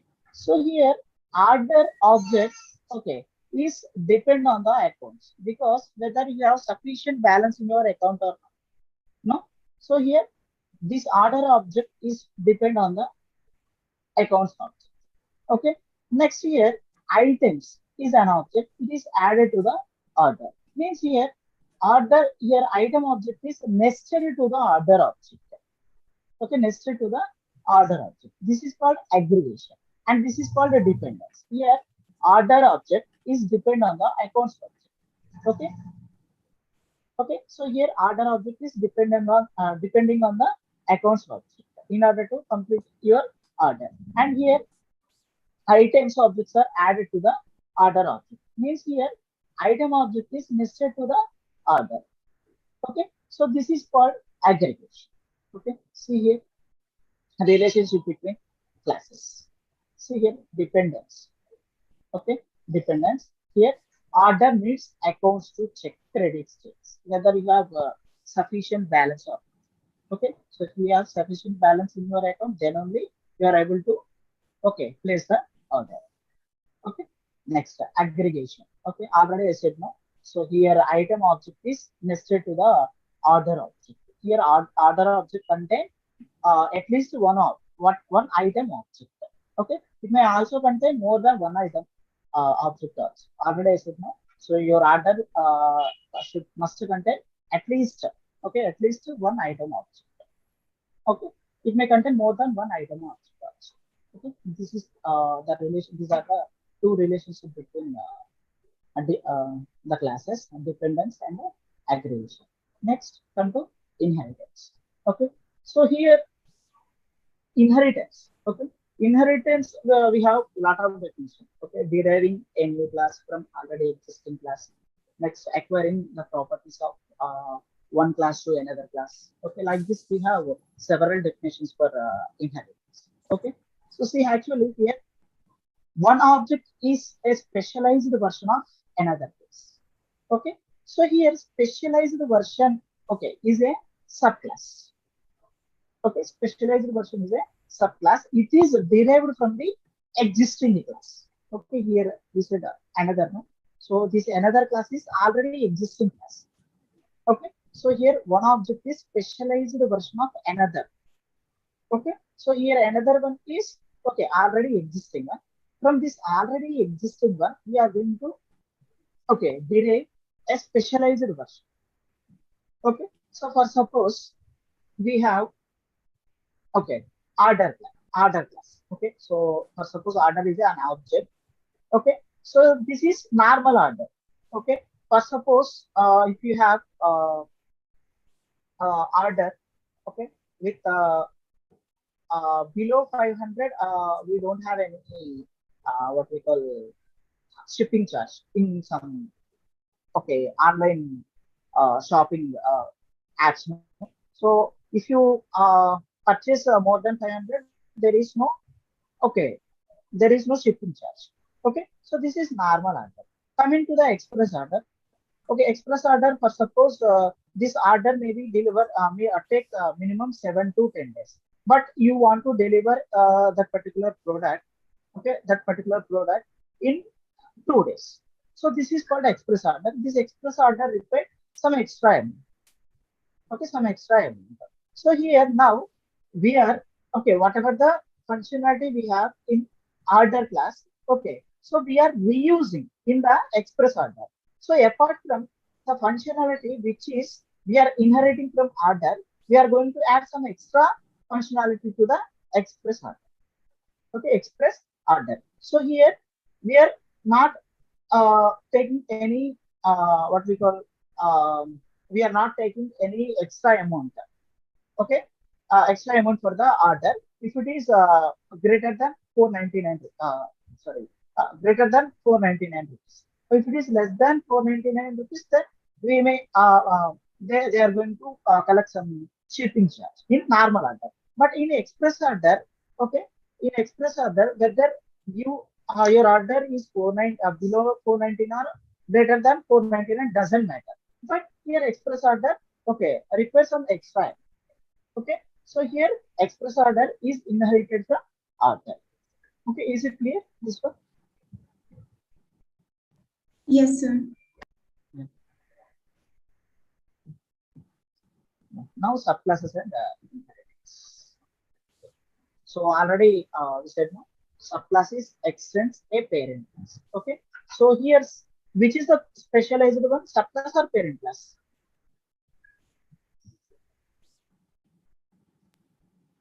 Subclass. Yeah, subclass is a specialized version of the parent class. Okay, so parent class sometimes we can also call as base class, super class. Okay, subclass we can also call child class. Okay, so see here subclass inherited. Okay, instance variables and methods from the parent class. So whenever you extend any class into another class, then whatever the instance variables and methods in the parent class all are inherited to the subclass. Inherited to the subclass. But here private components of superclass are not visible to the subclass. Because private, so see here, private, whether it is a variable, or method, doesn't matter. So private means, we can access within the class, outside of the class, even, even for subclass also, private components are not visible, not visible. So this is important point, please remember. Yeah.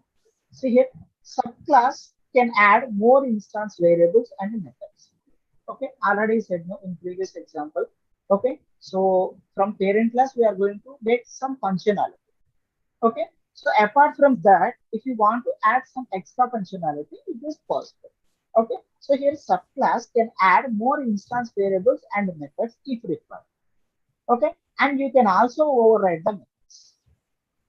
For suppose your base class given some functionality. For suppose, see here, I have one method like this, void show. So void show is my method, which is defined in the parent class. It has some functionality. And I don't want this functionality given by the superclass, but I want same signature. In the whatever the signature we have in the parent class. So now subclass is able to override this method with its own functionality. So now subclass is also able to redefine this method like this. And it can write. If you're writing, we are not able to see that. Oh, is it for all or only you? None of us can see it, sir. Oh, now we can't see what you're writing. If you're just pointing, that is fine. If you're writing, we are not able to see it. Now it's visible. Is it visible now? Yes, I can see void show. Okay. So both void show, no? Two void shows. No, I can only see one void show. Oh, it is visible both void shows. I can see both. I don't. So is it for everyone? I can see both void show actually. There are two void shows. It is very clearly visible. Okay. So I think the problem at your side. So here void show. So this is defined in the parent class, and this is again redefined in the subclass. So sometimes base class, subclass. Don't want to use this functionality which is defined in the parent class. Then it can redefine. This is called override. This is called override. Yeah. See here, next point. So subclass cannot see private components of parent class. Already I said no. So whatever the method. Sir? Yeah. I have a question that if in the second void show, if I change the return type, it will give an error, I think. It will not be overwritten. Yes. In one question in grade assignment week 3, there's a question that which methods are new in the subclass. There was a question number, it was 2, I think. Question number 2. Is it on the static one that which will be hidden? That question? No, only the return types are different. In the parent class, the return type is void sites, and in the child class, it is int sites. It will throw an error when it will try to override the site class. And in the question was asked which methods are new methods in the subclass. Then the right answer was sites and angle sub. I think the sites method will not be created. It will throw an error. Only the angle sub is the new method, I think. You can check the question once. Can we go after doing this? Yes. Yeah, that will be better. Can you just hold the question for a moment? Yeah, we can complete this and afterwards we can go. Shall I continue? Yeah, please. Okay. See here. Okay.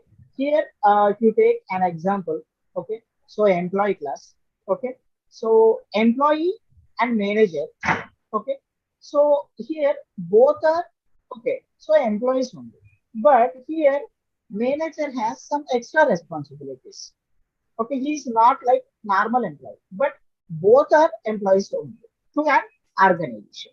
Okay, so if you consider any organization, okay, so there is an employee and manager. Okay, so both are okay employees only, but here normal employee and manager, okay, are two different. Okay, actually manager is also an employee, but manager has some extra duties. Okay, when compared to employee. Okay, so see here here manager okay also okay need what name and here manager also require this salary variable. Okay, so employee okay should have name and salary, and manager is also has same functionalities, these two. Okay, name and salary. Okay, name and salary. So uh, here I don't want to redefine. Okay, I don't want to redefine these whatever the functionality okay we have in the employee class. Okay, simply I'm using whatever the functionality I have in the employee class, okay, in the manager class. Okay, simply by extending like this. Okay, here okay manager is the specialized version of the employee class. Okay, here manager class is using the functionality which is defined in the okay defined in the employee class. Here we are reusing the functionality. Okay, we are not redefining these what we call this variables and the methods and all. Okay, so here bonus is also there, no? Okay, so this is also okay. He can use in this uh, manager class. Okay, so he no need to redefine these name, salary, setters and getters and this bonus, all these things. Okay, he can reuse. Okay, by using a single statement like this. Okay, extends employee. Okay, so apart from okay, the functionality is given from the base class. Okay, it has its own functionality. Okay, what is the own functionality here? It has one private instance variable secretary. Okay, secretary, and here public boolean secretary of name is, and second one public string gets it. Okay, so these two are the okay methods in the manager class. So this is its own functionality actually. Okay, so apart from okay employee class functionality, this is its own functionality. Okay, manager class own functionality. Okay. Okay. So basically, in this case, manager is inheriting employee class, right, sir? Can you repeat once? Yeah. So in this case, manager class is inheriting the employee class.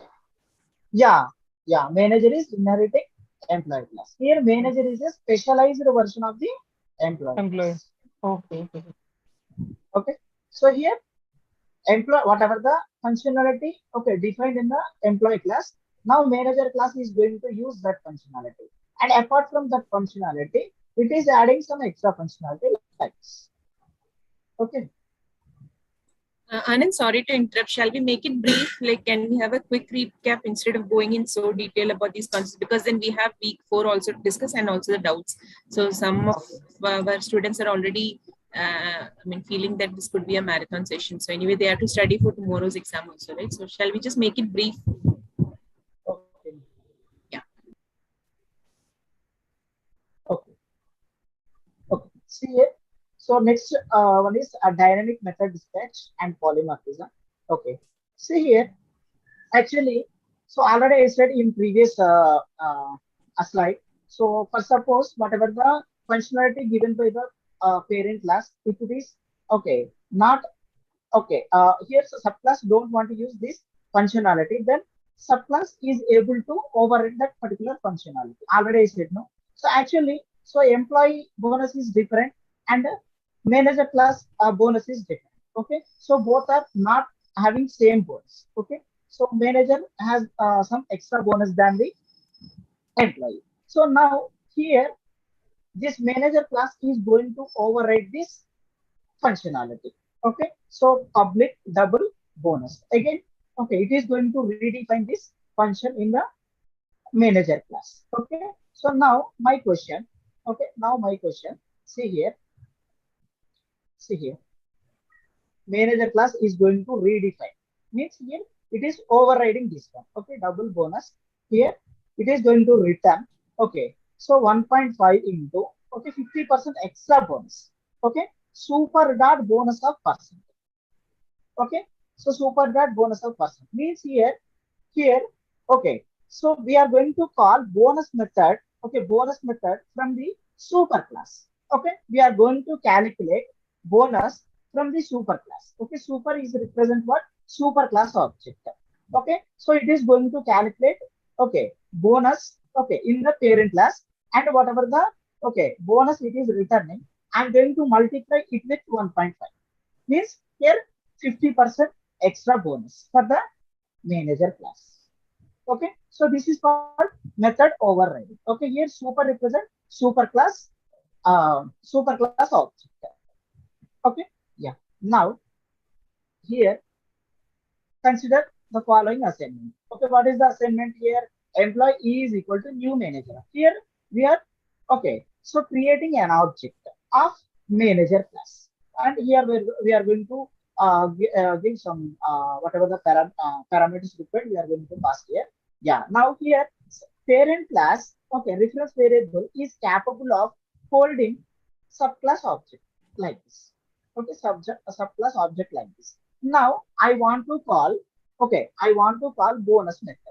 And now you tell me, okay, which bonus is going to call?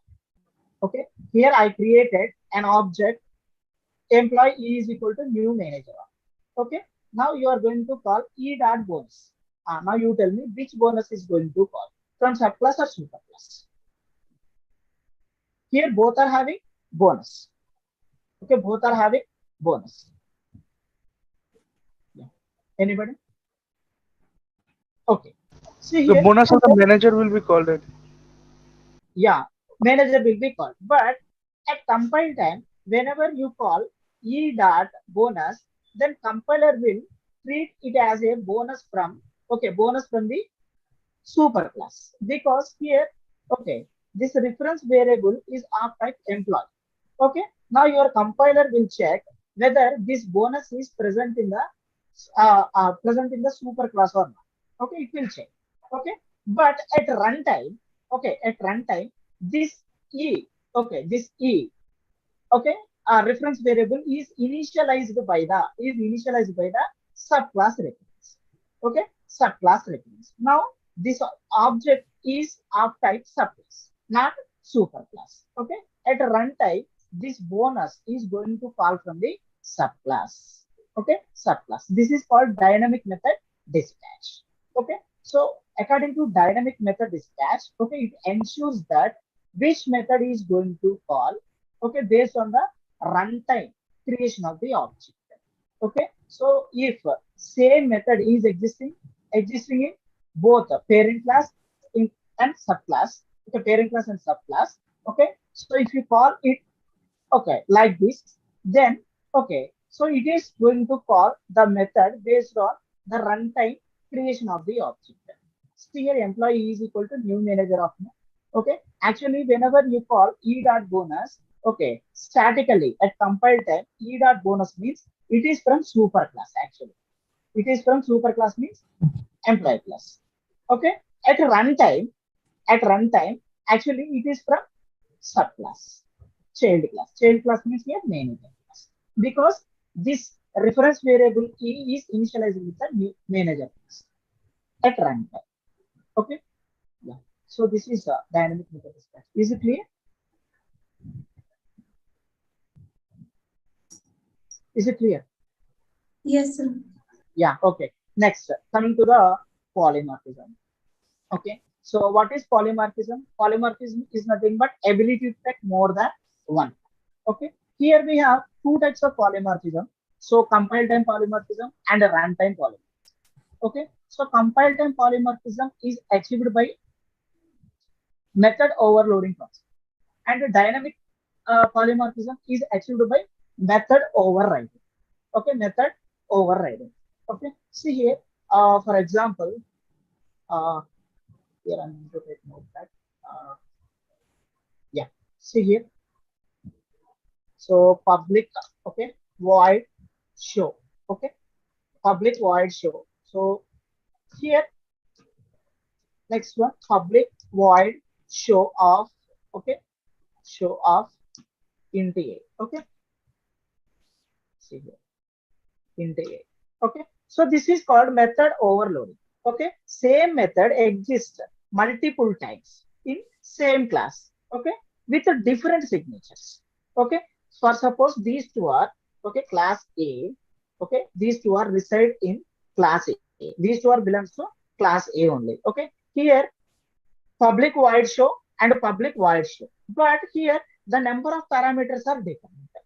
Okay, number of parameters are different. Okay, so it will check at the compile time only. Okay, compile time only these are going to bind. Okay, so public void show, and you can also define one more method by changing its parameter type. Okay, by changing its parameter type like this. Okay, string A. All these are different. Okay, so this is called compile time polymorphism, method overloading. Okay, same method exists, okay, multiple times in many forms. Many forms means here the number of parameters are should be different, or type of parameters should be different. Okay, is it clear? Method overloading. Yes, sir. Okay, next, coming to method overriding. Okay, so in method overriding, for suppose here class A is there, it has show method, and class B, okay, class B, here I'm redefining this show method like this. Okay, so this is called, okay, this is called method overriding. Okay, method overriding. Okay, so here this So show method, yeah. In this case, all the three things, public, void, and show, need to be same. It cannot be private, and we can't use the word final in the parent class, right? Yeah. See here, final, if you use final before this, okay, so then you are not able to override this method, because final variables cannot be overridden. Okay, these are not participated in inheritance. And similarly, private cannot be overridden, right? So if you make it private, I think it is not visible outside, no? Access, yes, access will be denied. Yeah, right. then it is not called it as overriding actually, because it is not visible outside, no? So it is its own copy. Okay. Got it. Yeah. Okay. Yeah. So now here in method and overriding, return type also has to be the same, right? If you yes, have to override both. Yeah, here from here to here, okay, each and everything should be same in method override, including the return type and the parameter numbers and types also. For suppose here int a, okay, int a and string a, okay, so this is not comes under override. Okay, it should be also int a like this. Sir, if class A was public but class B was private, this will still override, right? Class A private. Class A public and class B private. We can still override, right? Class here you want to write no private, not there, sir. The show function in class B, if it was private. No, you cannot do that. See, during the overriding, whatever the specifier you have, no, that has to be relaxed one, right? Like if you think about private is much more strict than a public, right? So from public you cannot go to private, but if you are having higher side, like on the superclass, if you have a stricter, you can go for a much lenient one. No, so what I'm trying to say is, suppose A was the employee class and B is the manager class. So when I'm overriding it for the manager class, it makes sense for me to make it private, right? I should ideally be able to define something like a private No, overriding doesn't permit it. Overriding expect you have to give the same access specifier or a access specifier which is having a bigger scope than what you have. Even if you're extending. Yeah, when you are extending, specifically when you are extending. Am I correct, answer? Yes, sir. Yes. Can you explain that? So I thought maybe the parent class should have a relaxed thing, but the kids could have specialized things. Does that not make intuitive sense? Actually, we can expand the visibility, but we should not decrease the visibility. So Anand, I'll just interrupt. Sorry, Shruti, right? Is it Shruti? Yes, ma'am. Yeah, Shruti, actually, if you see the discourse now, I've actually given a pointer where in Stack Overflow, there is a very clear explanation of why you cannot have an overriding, why you cannot increase the visibility of a method when you are overriding one. Okay. So I've given just today, I have posted a link. Just go through it. If you're not able to figure it out, we'll come back to it. Okay. Sure. Thank you so much. Yeah, there is actually a detailed discussion. So we all knew this is not possible, but exactly as to why, which is like slightly unclear for us also, but just go through that and that will make it more clear, I think. And if you're not able to understand, just come back. Let's just read it right now. Possibly come back if you're not able to understand. Just today I have posted a link. Okay. Yeah. Okay. So Anand, I would just like to interrupt. Like there are few more topics that you discussed that will come back at the end. First, let us do the week 4 and take the questions because many are waiting just for the questions. Otherwise, this will take a longer time.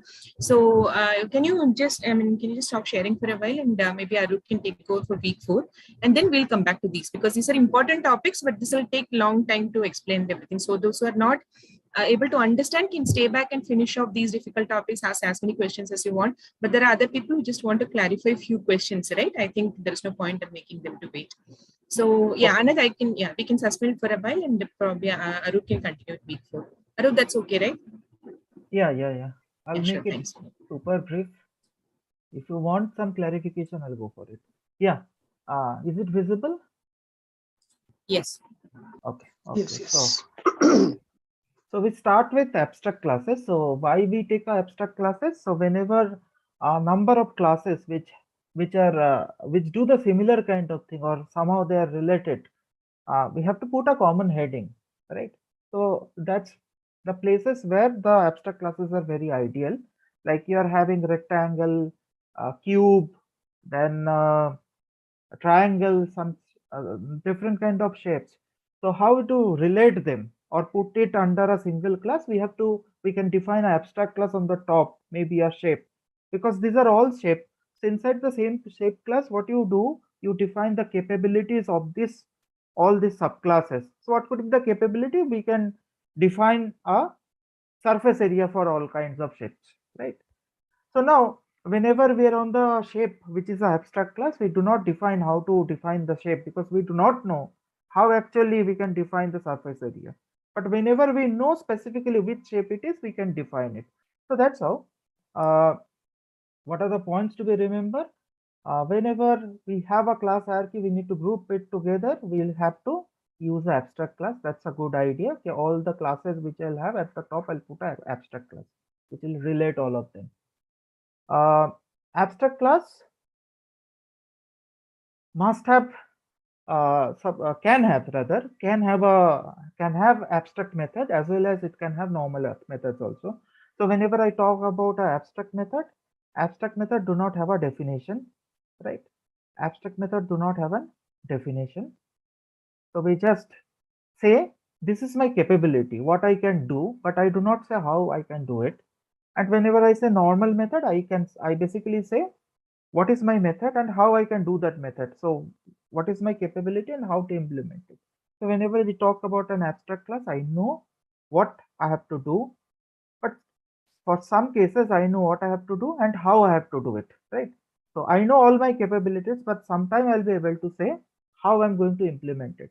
So who will implement it? My child classes. That's my idea is.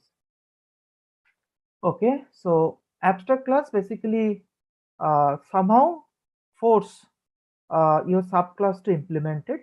So whenever you're inheriting a abstract class, all the abstract method has to be implemented. We cannot create an object of an abstract class, right? So like normal classes, we can define the variables. Abstract classes just define the capabilities, and sometimes the implementation. Whenever we are defining the child classes, we can basically specify the what should be my implementation. Now interface is a very typical kind of abstract class, rather I'll say, where all the methods are abstract, where all the methods are public abstract, right? So inside abstract class, you can have normal method as well as abstract method, whereas in the interface, all the methods are by default abstract, public abstract methods. So just remember, whenever you're having a concrete class, we know what to do and how to do. Means you say about the capabilities and how to do it. Whenever we go for an abstract class, you always know what to do, but sometime you know how to do. Means you can have abstract classes which tells about only the capability, do not say how to implement it. You can also specify the normal methods which say this is my capability and this is my implementation. Whenever we go for the interfaces, we know what to do, but we do not know how to do it.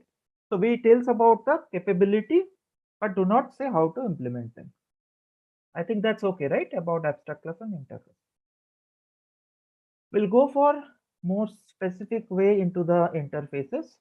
So interface also calls as a pure abstract class. So if you are somebody from Java, you may have done heard of the term pure abstract method, pure abstract classes. So those are named for the abstract methods and abstract classes, right? So we basically use the term instead of extends whenever we are implementing an interface. That's a point to be remembered. Now, another thing you have to remember, okay, you cannot extend to more than one class, right? It may be an abstract class or a normal class. It is not possible. You will extend more than one class. But whenever it is an interface, it is possible to implement multiple interfaces. And why it is possible? Because you just tell about the capability. You do not say how to do it. Just giving an example, suppose I am being a suppose I am a flying object, right? And I want to inherit a helicopter and also a bird. Now inside helicopter there is a fly function, and inside the bird also is a fly function. So inside the bird, fly is implemented in a way. In helicopter, the fly is implemented in a way. So whenever I'll inherit them, so which way I'll fly? That's ambiguous, right? Will I fly like a bird or will I fly like a helicopter? So that's why for a concrete class or abstract class where implementations are already there, it's not possible to have more than one class to be inherited.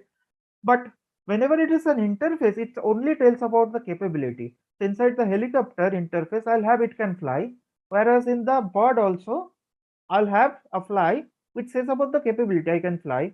Now, what the implementation? I have to do the implementation in my way. So there is no problem if I implement multiple interfaces, because ultimately I'll do the implementation. I don't bother what are the capabilities they have given. I know I have to implement it. Okay, so interface, this is I have already talked about. This talk about the abstract capabilities, and those will be implemented within the whenever I'll do implementation of it, right? Now, inside Java 11, which we are using, there we are inside a class, we can have the static functions and also the default functions. So there are many practice questions are there on these things. I think everyone practiced with it. So if somebody having still a problem during the question answer session, you can ask a question on that. Now, since this static method and default functions are there inside the interface, so there is some way you can put an implementation. So that's again bring the same problem of inheriting multiple things to implement multiple interface, right? Because whenever I have a helicopter fly and I give a default implementation, and in bird also for fly I give a default implementation. Now the same questions come to me whenever I'm implementing both the interfaces. How do I fly, right? So there are some default rule how this problem can be solved. inheriting or implementing multiple interfaces, it is mandatory. I need to implement it. I cannot take their implementation. And whenever I'm taking an abstract method from an abstract class and abstract method from a interface, the default definition, whenever I'm getting a method from an abstract class and a abstract method from an interface, by default, the definition given in the abstract class will override the default definition given in the interface. So just glance through these rules. These are very important, right? So these slides will be provided, I think. So just go for this point. These are the important points you need to remember. Now we have also discussed about the nested or inner object, like the object within object. So yeah, anyone? Just sir, one question. Yeah. In the interface, when I'm implementing that interface in my sub, then the same definition in two different area I can interface into different way. Suppose the fly is a abstract method,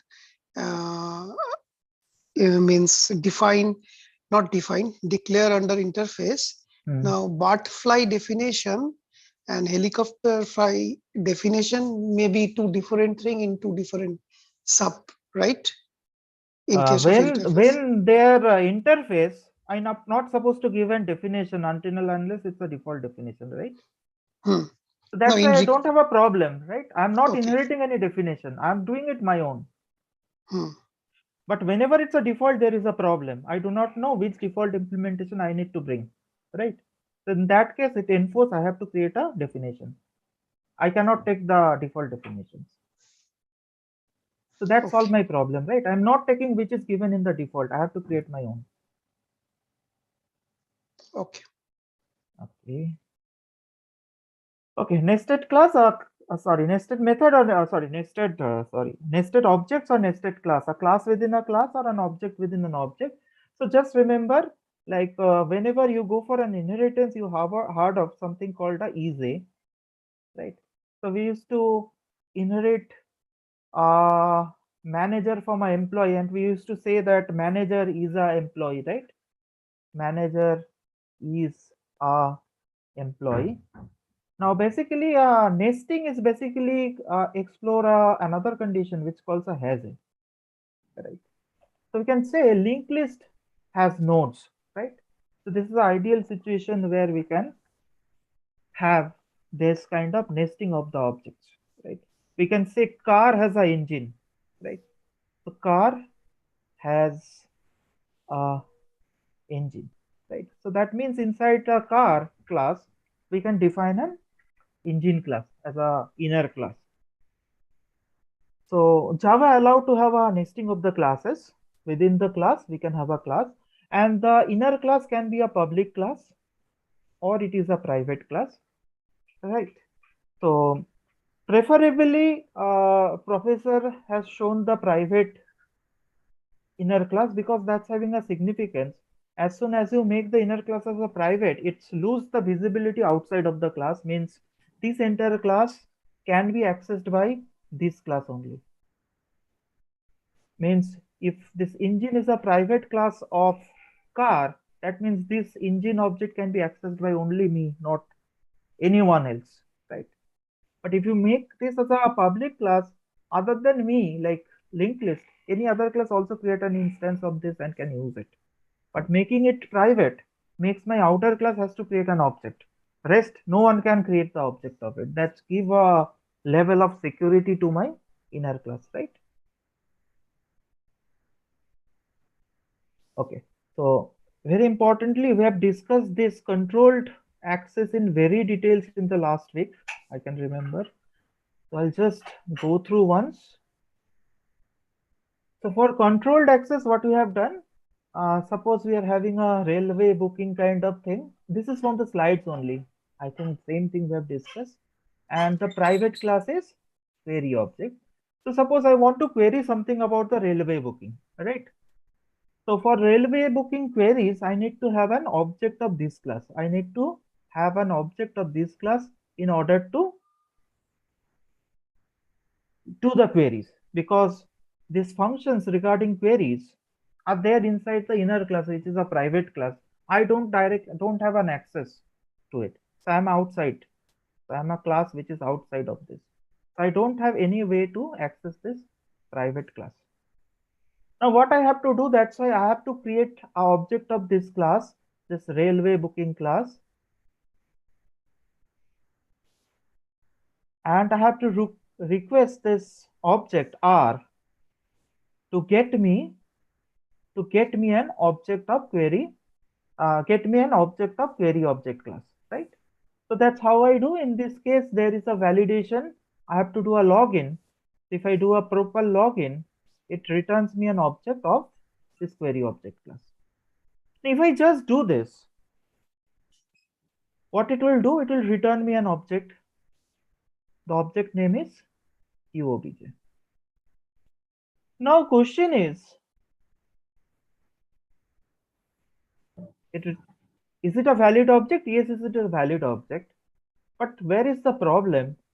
The problem is, until and unless you have this interface defined, this object doesn't have an existence or visibility.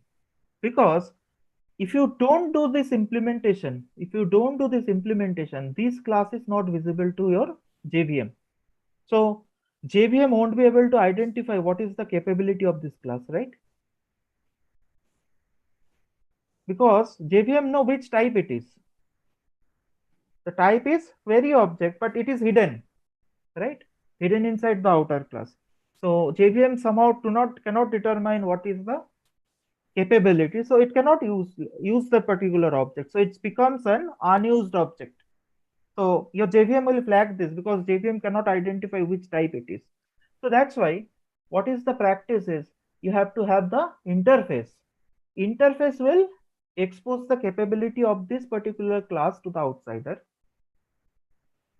So that's how whenever you're catching this object, you have to say the object has to be written as which object?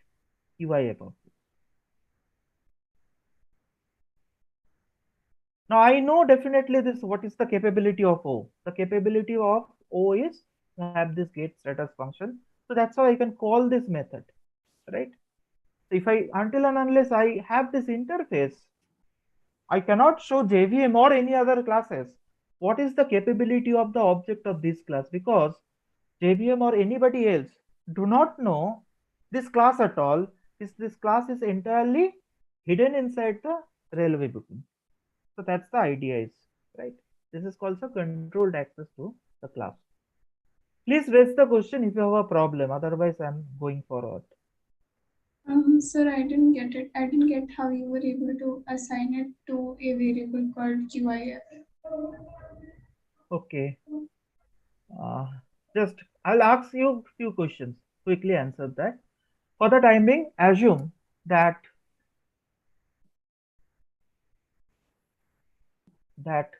we don't have this for the time being, right? We don't have this. Okay. And at the same time, if you don't have this line doesn't make any sense, right? Is it okay? Yes, sir. Okay. So I create a railway booking object. Okay. I do a railway booking object. Say it's R. I'm not writing that new and all, right? If I do r.login, what it returns, r.login, this is right? A QIF object, yes. Yeah, it is returning a QOBJ. So what is the type of QOBJ? QIF. QIF class interface is not there, no? That is my assumption. So type is not defined in the function. Okay, it's a query object, is it? So here also it has to be query object, right? Yeah. It is a query object. But whenever this is called from the outside, does your JVM or does your outside class know what is the type of this QOBJ? Oh no, so I cannot assign because it is a private class, so I don't have a visibility, right, inside this. I cannot see what is inside this. I can see only this. I do not know what is inside this. It's like a black box to me. Right. Yes, sir. So that's why, although I can get a valid object, I do not know what are the capabilities. I do not know what it can do, right? Yeah. So the solution to this problem. The solution is having the interface, right? Having the interface. Okay. And whenever it is returning the QF object, catch it as a QIF object. So whenever you're catching it as a O, which is of QF type, you already know what is the capability. So that's why you can make this call, right? But how did you know that it will be a QIF type object? Because it's implements, no? So object of query object is nothing but an object of QIF also, no? Right, right. And you have visibility to I'm having QIF. visibility, right? Yeah, got it. Okay. See, for this object in a simple way, I cannot write this, right? I cannot write this, right? This is not possible. This is not visible to me. Okay, yes. But I'm having visibility to QIF, which is a parent type. So parent type can refer to an object of child class, right? So that is the dynamic method dispatcher, same logic I'm using. Yes. Parent type is used to refer the child object. And how is implements different from extends? No, in this case, even if you do extend, it does not matter. Here, no, if you create it as an abstract class, okay, and you do a extends QIF, it will also work, right? Okay, okay. Will not. Yes. Somehow you have to expose the capabilities. That's all. Okay. It could be an abstract class or interface, does not matter really, right? Okay, callback. So how is abstract class and interface different? Yeah, that is what I have explained on last slide. So there could be three things you need to consider. There could be a concrete class, an abstract class, and an interface. A concrete class, it knows what you have to do and how to do. Means it's having all the capabilities, it know what are the functions and how to implement them, right? Okay. It knows the capabilities, also knows the implementation. In abstract class, you can have abstract method as well as normal methods, right? Yes, yes. So for abstract class, it knows what to do always, but sometimes it can tell how to do. For abstract class, it do not have an implementation, so it cannot say how to do it, right? But it know what to do, what is the capability. Right? Inside abstract class, you can have abstract method as well as normal methods, right? Abstract method means that tells about the capability, don't tells about your implementation, right? But normal methods, it tells about the capability as well as the implementation. But whenever you go for an interface, that's only tell about the capabilities, because an interface makes all the methods to be abstract, right? So no implementation at all, right? Okay, right. Okay. So now the idea of callback in a simple way, if there are two objects, I'm running this object, some point, I invoke the second object. So second object do a particular task which is assigned by me and inform me I have done. So that's a simple way what callbacks do. So I'm executing this owner class. Some point of time I want some other job has to be done by other objects. I call that. So object complete its works and let me know I have done. Right? So for example, I'm running a program. Some moment I find I need to take an input from my user. So I invoke that module. The module takes the input and it informs me I have took the input. Now you can continue the same, right? So what I need to do, only I have to remember, since this object has to inform you exactly inform you that I have completed. Somehow this object, this owner object has to be passed to the callee, so that whenever it's making the call to me, it know for which object it has to be called. So let me draw it in a much clearer way. Say this is a my class object or a owner class object, and the example Sir has given, it's a timer. So here inside timer, I have to start some counting. There are some codes, right? So here I start my main, suppose, and after some time I invoke the start, and here there is a function, it's called done. Now what is the idea? I call the start function. Once the start is done, it calls my done method, so that I come to know actually what I have called for, that job is done, right? So try to understand, whenever I'm calling it is fine, but whenever it is calling the done, it has to know for which object the done function has to be called, no? So that's why I have to create an object of the my class, and this O which I'm creating, that has to be passed over here, so that actually whenever I have to call the done, I'll call it O dot done. That's all, right? So I'm being a class, I call a timer, I say set the timer for 5 minutes. After 5 minutes is over, it send me an alarm. It says your job is done. So it has to call my function to inform that. So that's why I need to pass also my object. I'm sending the information who has called you, right? So that's the idea. So this is how I have done it. I'm coming to the interface afterwards. So this is my class, right? So here I create the timer object. Whenever I'm calling the timer, creating a timer object, I'm passing my own object into it. So this is my own object, so that timer knows where I need to call back whenever my job is done. Then I call start. Start doing the job. Once it is done, it know who has called me. That's why it can call back this. That's the idea of callback.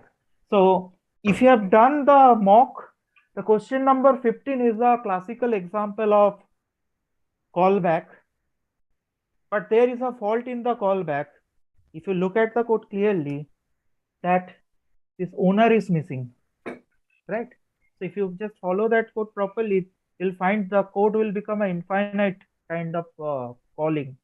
Like it becomes a chain recursion kind of thing, because this owner is missing over there. It is not passed properly. Now next thing is a simple thing, the iterator. So for any data structure, we need somewhere to traverse into it, right? We'll start with the first index, then gradually go to the end of the whatever the data structure it may be. So it may be a linear data structure. We have learned all linear data structure till now. It could be a list or array. I start from a index 0 and go till the end. For non-linear data structure also, there is a specified way you can traverse into it. Okay, so we want to create a generalized algorithm. So how do I do? We start with the beginning of the list. Then we check, do I have the next item? If I have a next item, just go to the next item. Then with the item, do whatever the operation you need to do. So that's a generalized algorithm I need to perform. Again, I say, suppose I am having a list or array. I capture a reference to the first item, right? Then I say, do I have a next item? If I have a next item, get the next item, do the operation. That's all. And repeat this. So that's why we can go for creating an interface which will be implemented by any class which is implementing a data structure. So which should have two functions. One is hash next, which returns a boolean, in the sense it can check that do I have a next item inside my data structure. If it is there, it returns a true. If there is no next item, it returns a false. And if it is true, I need to get the item. No, I want to do some operation with it. So get item returns whatever the item type may be. I do not know what should be the data type of the next item. So that's why in generic, I return it as an object type. I return it as an object type. So just have shown an example. Suppose we want to do for a linear list.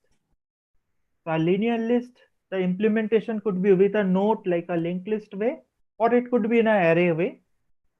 But what we have done, we have implemented a iterator for this, right? And the particular iter class which is implementing the iterator, which that implements this to function has next and get next, right? So this is the specific way I can use it to, so whenever I have a linear list LL created, I can have a while, sorry, I have to have a iterator object first. I can have a iterator object. So there must be a function which returns me the object. It's similar to the private class, that controlled access thing what we have read, right? LL dot get underscore iterator, right? Whatever the thing is. Then I can have while and it dot has next, and we can have then object ob equal to it dot get next, right? And remember, we are also having this for each kind of loop in Java, which can be executed in this way, right? This is just for your reference I have given over here. So that's all. Now quickly, shall we take the questions? Yeah, yes, I think you can start the questions. Yeah. Please go on. Yeah, please go ahead. So the mock test discussion. The mock test, you can specify the question for, I mean, lack of time. I think we... question number 2. 2, 1 second.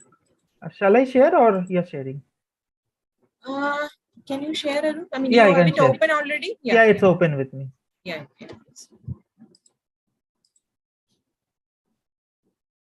Question 2, I think. Yeah. What is the doubt? And here we can see that there is a private class fuel inside the public class engine. Correct. And it is having a method that is Boolean, its return type is Boolean, is fossil fuel. Right. So, then we are asked in the where the line 1 is there, it actually has to be is fossil fuel. But how will it know that is fossil fuel is a method inside a private class? Because it's a private class, right? We will need an interface to tell its capability that it is having. No, max mileage is within the class engine only, right? And the fuel is also another member of class engine only, right? So within the class engine, all the members are visible to each other. Okay. See, the private class fuel and the method max mileage, both are members of class engine. And there is no visibility issue, right? All of them are visible to each other, right? Okay, ma'am. Got it. But ma'am, I have a different question in the same thing. The correct answer, why it is started with a negation, that I don't That's because, see, if you are asking if it is a if it's a fossil fuel, right? It's actually returning a low for the if the if condition is satisfied. So low is for what? You want to see the low first for the biodiesel, right? In that order, biodiesel is first and your output low is first. So if you give biodiesel, you have to get low as output, right?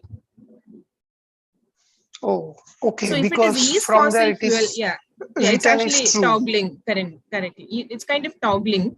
So if you just give if for fuel type, then only for petrol and diesel you will get low. But for biodiesel is where you want low, and for diesel and petrol you want it high. So you kind of take the negation. Ma'am, next question is question 7. 7, yeah. Can we scroll down? Yeah.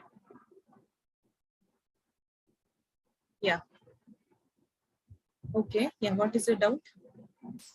Yeah, I didn't get key why this is giving an error, because the correct option is the last 2.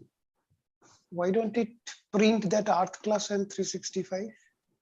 Okay, so we have just seen planet P1 equal to new Earth, right? So during compilation, what happens is it will actually check whether the planet class has both the methods show and get period, right? During runtime is when we decide which function to invoke. So that explains the third point, I think. Arup, can we just see the options, the third and fourth option? Sorry. Yeah. So the get period cannot be resolved because of that. You got the point, no?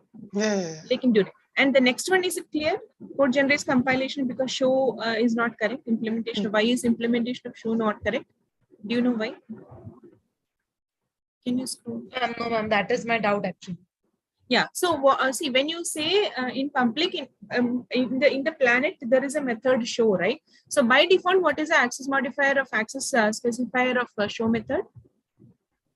Public. Default. Public. No, default is actually inside the interface. The default keyword is used to say that this is a default definition for this method in case this method does not get overridden by any of the implementing classes.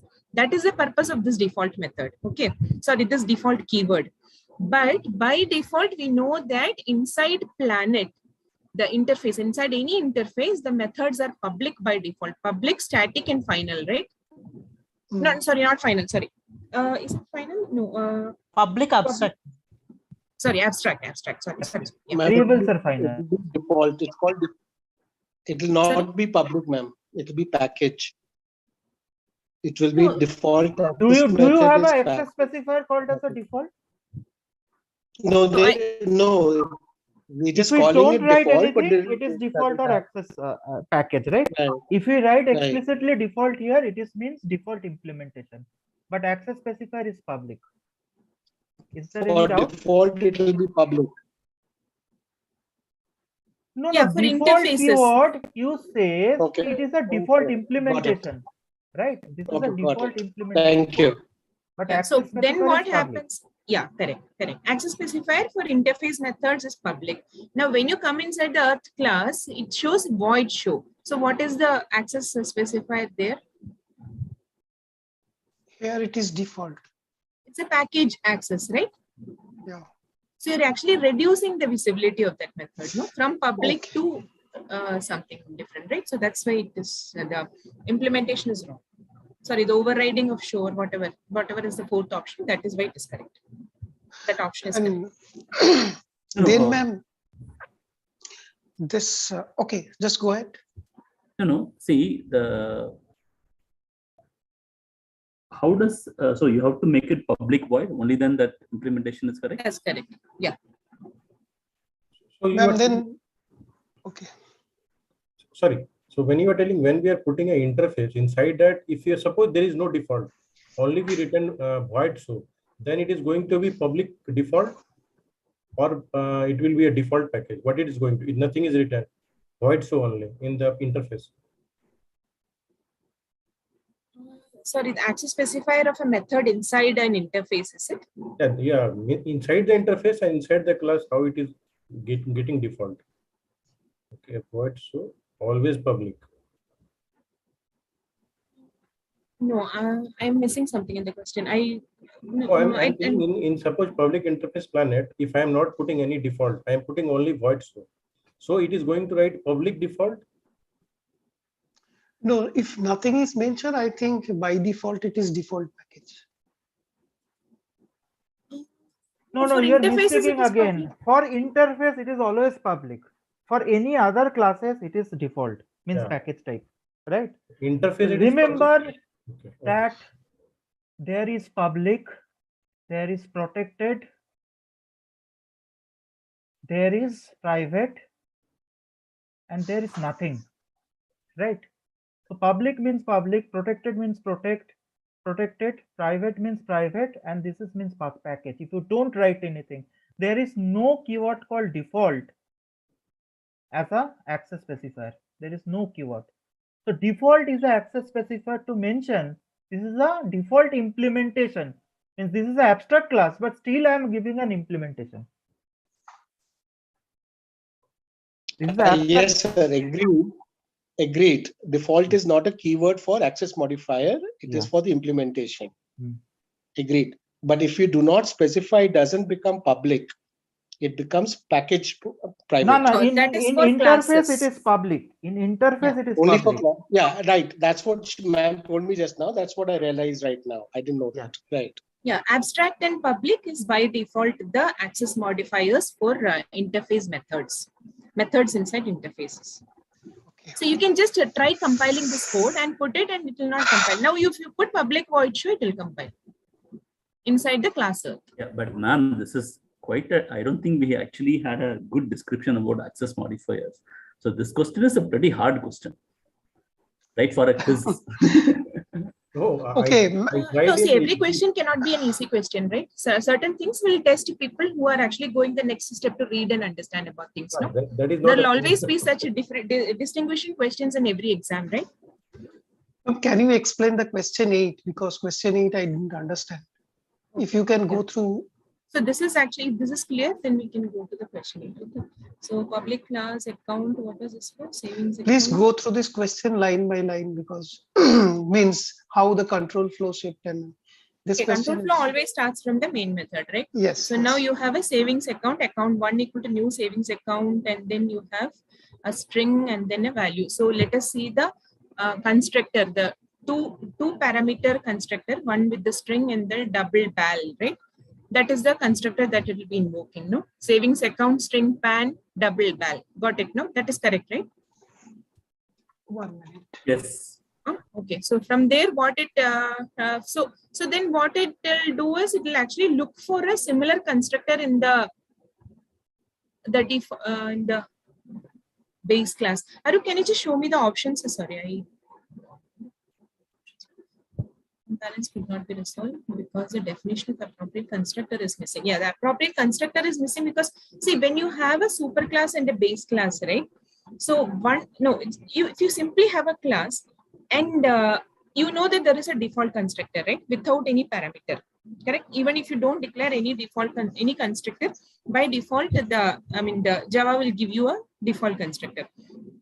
Once you write a constructor, say for account with new parameter, the default constructor does not exist anymore, right? Default constructor is not there. Now, when you are actually trying to execute the savings account string pan double val, okay, it is actually trying to look for a similar constructor in its base class. Arup, am I correct? Is it correct? A two parameter constructor, right? Is it correct, or Nalini? Just wanted to check that. So that is the problem with the last option. I think. Yeah, it will check. Yes, sir. You can. Ma'am, but savings account is having a constructor of that kind, right? See, I call the savings, right? Constructor will call that. But as you know, in a class hierarchy, the call will be forwarded to the parent class, right? Super. Now, if you do not have a super explicitly, the calls always go to the default constructor, means it is expecting that there is a constructor like this default constructor. Until and unless you explicitly say which constructor it has to go, by default, whenever the call will be forwarded to the super class, it goes to the always default constructor, no? The default constructor is not written. So because we specify a constructor for the account class, that is where it goes mistakenly, right? You have actually kind of written a new constructor other than the default constructor. So the default constructor is not available now. That's my understanding. So if the constructor for account would be like account and in parentheses there is nothing, then would it work, ma'am? Yes. I mean, the flower braces, inside the flower braces, nothing is there. That's what you mean, right? No, without a parameter. Without a parameter. Yeah, without a parameter. Okay, yeah, that's it work, ma'am? Yeah, but then you cannot access the obj.pan and obj.ifc, right? Because you don't have the parameters coming in. So you cannot, you will have to rewrite the constructor, whatever. Yes, ma'am. Got it. So whenever we travel upwards in a class hierarchy for calling a constructor, we have to make sure that it is not having any parameters, because we cannot pass parameters in the class hierarchy. No, or you can pass now using super. No, you have to invoke the other constructor. If we are not using super. Yeah, correct. if you're not using super. See, simply if I call this constructor, it will call the parents, then it will call the parents, then it will be executed like this. Yes, sir. Now, how the call goes, if I don't mention explicitly anything, how it will be forwarded, by default, it goes to the default constructor. But Okay, if I sir. say explicitly super, then I can mention in B which constructor has to be called. From B, I can also mention which constructor from A has to be called. So in this case, if I have explicitly says with the super that you have to call this constructor, it may not be a problem. But since I do not use super over here, whenever it is forwarding the call to the parent, it goes always to the default constructor. But default constructor is not written in the parent class, right? Yes, sir. Not written. Yeah, that's the problem is. And Okay, the sir, second got it. problem is that again the capability and implementation. Your class type is actually account type. So your capabilities are what are there in the account. Your The capabilities default are, constructor does not need parameters, is it? yeah, that is the definition of the default constructor, right? Okay, got it. So constructors would always get forwarded to the parent, right? They always. Is there a way to stop that from happening? I think no. No, it will be forwarded here. So even if the parent class has no instance variables, for example, even then it will get forwarded. Didn't get you. Can you tell me instance? What he's asking is, see, why we have the carry upward, right? Because the instance variables of the topmost parent class also has to be initialized, right? Have to be initialized. So suppose that parent class does not have any instance variable, even Then also it will go. Yeah, then will get propagated. even for abstract class also it will go. But interface it does not go. Abstract class it the call also will go. So you mentioned there is a capability issue like account is ACC2 is equal to new savings account. So what is the issue with it? Because a parent. You tell me what is the problem. We have been explaining it for quite some time now, right? Both Anand and Arup have actually explained it. We just try to figure out what is the issue with the capability. Compile time something happens, runtime something happens. Can you just figure out what is the problem there? Yeah, actually in the account, that get balance method is not defined under account. Correct. Yeah. Inside the class account, compilation time, it actually checks whether that method is defined inside the class. That is not there. So that's why it's an issue. Just remember this side, the left-hand side of the assignment. Left-hand side of the tells about the capabilities. What you can do, and right-hand side tells about the implementation.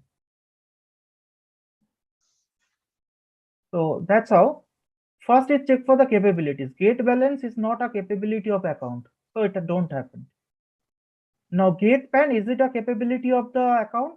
Yes, get pan is account, but from where I have to call the implementation? I have to call the implementation from the savings account. That's all. Savings account do not have an implementation, so from where I'll get, by default it is inherited. So this is the implementation, right?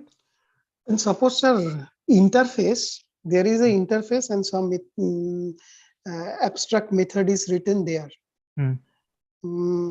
And when I am invoking that, under a class, I am implement that interface. Now, when I am calling from the main, I call a method which is not present in the interface, but that is present under the class where it get implemented. It will not come, no? It will throw an error. No, it won't come. It will give a compiler error because it comes into your capability, right? Yes. Same thing. So left-hand side type says what is the capability. So can I call it or not? You have to check what type is given here. But if you want to say which version will be called, like which implementation, like parent version or child version, then you have to search which class is there on the right-hand side. So first the left-hand side has to be correct. Like I have the capability. Then the right side will tell you, okay, I have the capability, but which implementation I'll get. If the parent and child both has done the implementation of the same capability, then on the right hand side, whatever the class will be, from there I'll take the implementation. That's it. Okay. So the question number 14, sir.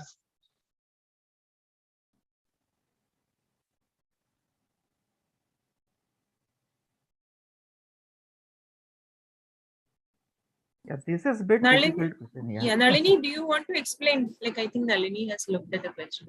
I did not look at the question. before that question, I have this question, right? How do we solve this in the quiz? Right. So this much will not even fit in the screen. So do you have to write the code again? See, because I can see only maybe the first class in the quiz and in the screen on the on TCS digital zone, right? I can probably see the definition of int list. I can't see the definition of F class without scrolling. I think this we have to take the pain this by going up and down. Yeah, no. The thing is, like, Java is quite heavy, syntax heavy language. There is no doubt about it. So No, you will have I to, just, at some point, we will have to put up with the scrolling up and down. But what you can possibly do is, like, if there are multiple classes, you can just write the skeleton of it. And when you actually want to see what is inside, you can just go to that. Say, I mean, if you have a rough paper or something, then probably, I mean, I don't know. I'm just speaking as I'm thinking. Okay, maybe not. That's not. No, that is actually the question. I asked it earlier. They said that it has to be a long question, so we cannot do this. So your one question you mentioned is at least right, C declaration kind of a skeleton of it, right, in the paper. Yeah. So at least you know which classes are there, which correct, which methods are there, and maybe the function header. But these will all take time. Yeah, I mean, again, it's a trade-off, right? Right, in some much faster and using short forms or something like that. Quickly, can you go through the 14 question? So I think okay. Nalini, do you want to take it? I mean, I am a little, you had some confusion with 1 or 2 options, right? That was for this question or something else? Not with this question, ma'am. Actually, so you can handle this question. Yes. Arup sir, like, can you scroll down, like, just to see the option? Or Arup sir, if you want, you can take this. Yeah. Okay, I'm taking this. Okay. Yeah. The thing is, like, a bit difficult to so write. I'm starting with the main, right? Yeah. Take with the main. So I create an integer array. Then the int list object I create, the int list object, how I'm creating, I call the constructor over here, I pass the array. So this becomes my array, right? This becomes my array. It's a simple way. Now, there is something called as a traversable, right? So I do not know it is an interface or it is an abstract class or it is a class. But I know that it should have a capability called as a print forward, right? It has a capability print forward. So for the timing, like I'm telling you how to solve it in the easiest way. So traversable, whatever it is, it will have this, I assume this is a void because there is no return I'm catching, and it is a print forward, whatever it is. Then see, I'm calling the print forward. It is print forward is written inside what? Inside a class called as a traversal, right? Where the print forward implementation is there. Now traversal inherits a interface that's called a by traversable. Yeah. Traversal.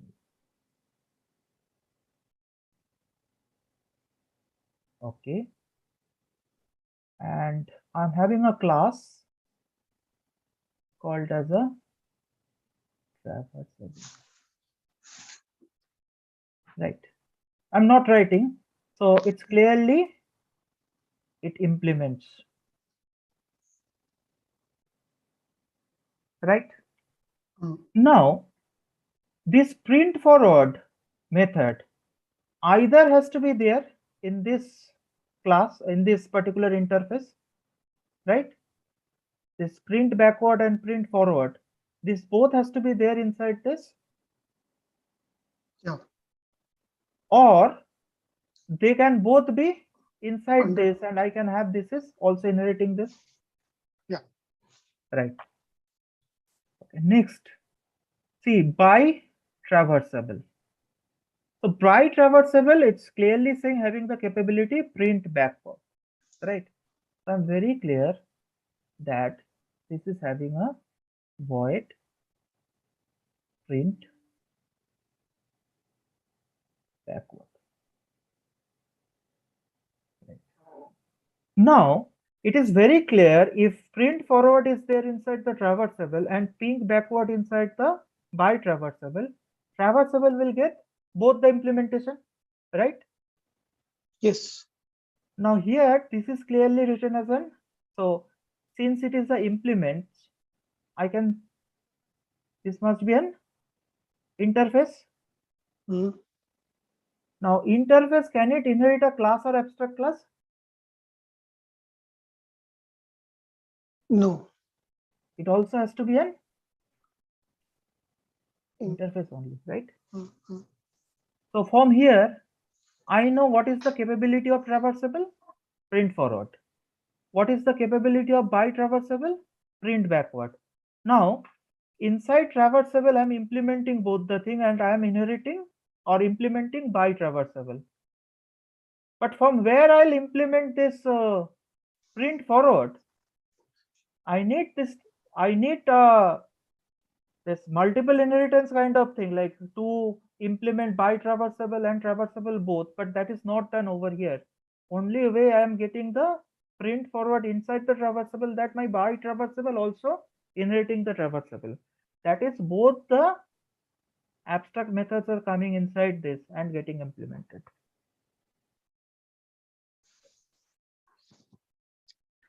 Okay, so one maybe a silly question. So the two declarations, right? TR1 and TR2. So is there casting done? Because get traversable object returns only traversal, right? Yeah, but so it is inheriting the by traversable.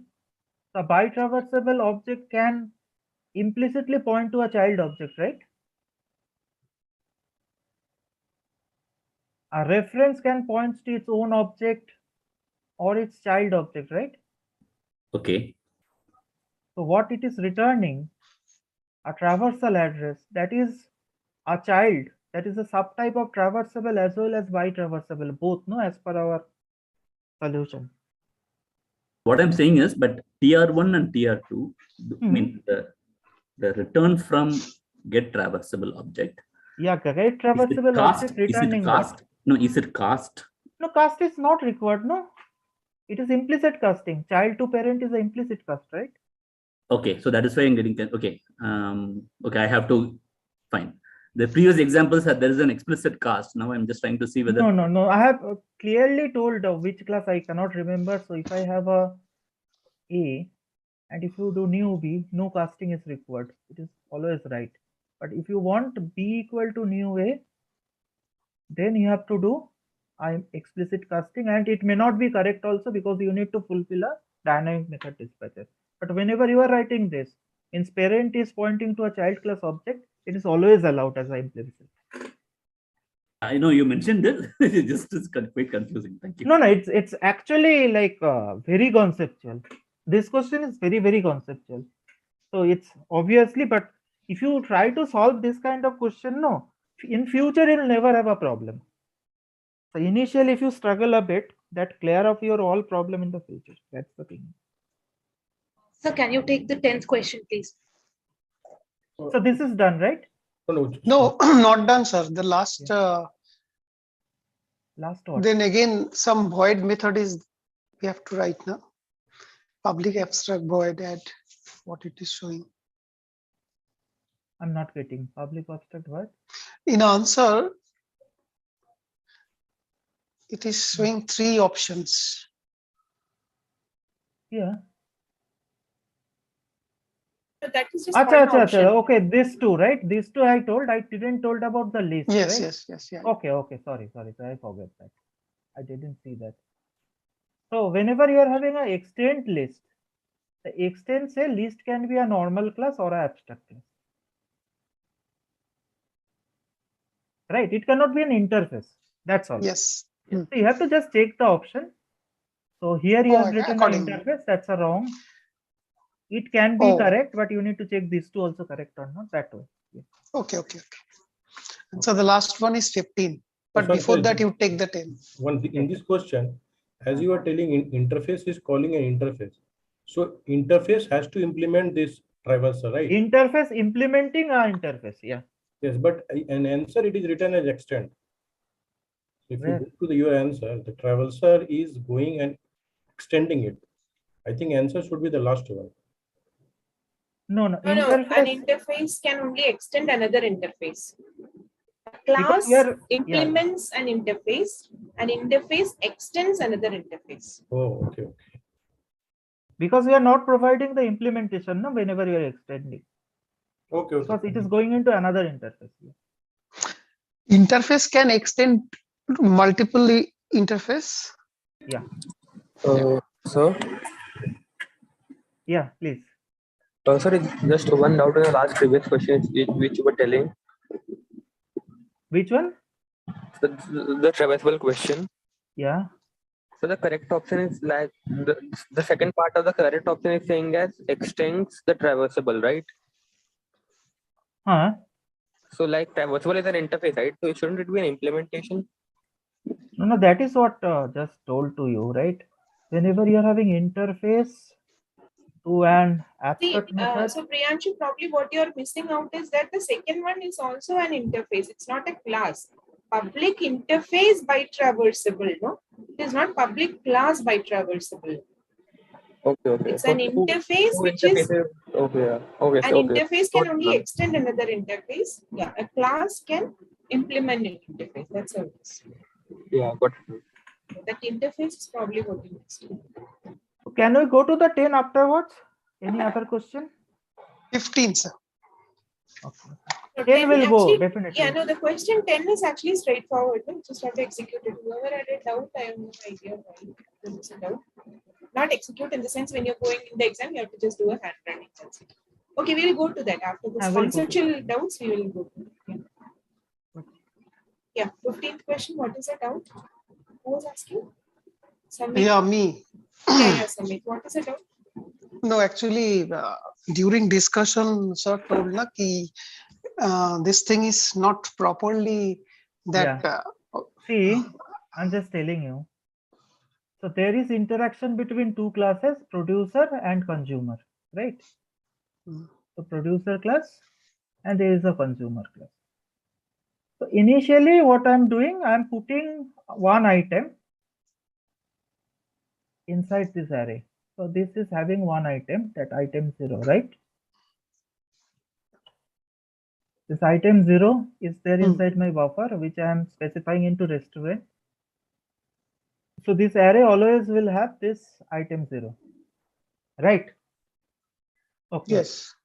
So producer C, it is not empty. Buffer 0 is, I'm having this item 0. Let's keep this portion. It create a new buffer, right? Fill the buffer, then print this, then call the consumer and say consume it, right? It control goes to the consumer.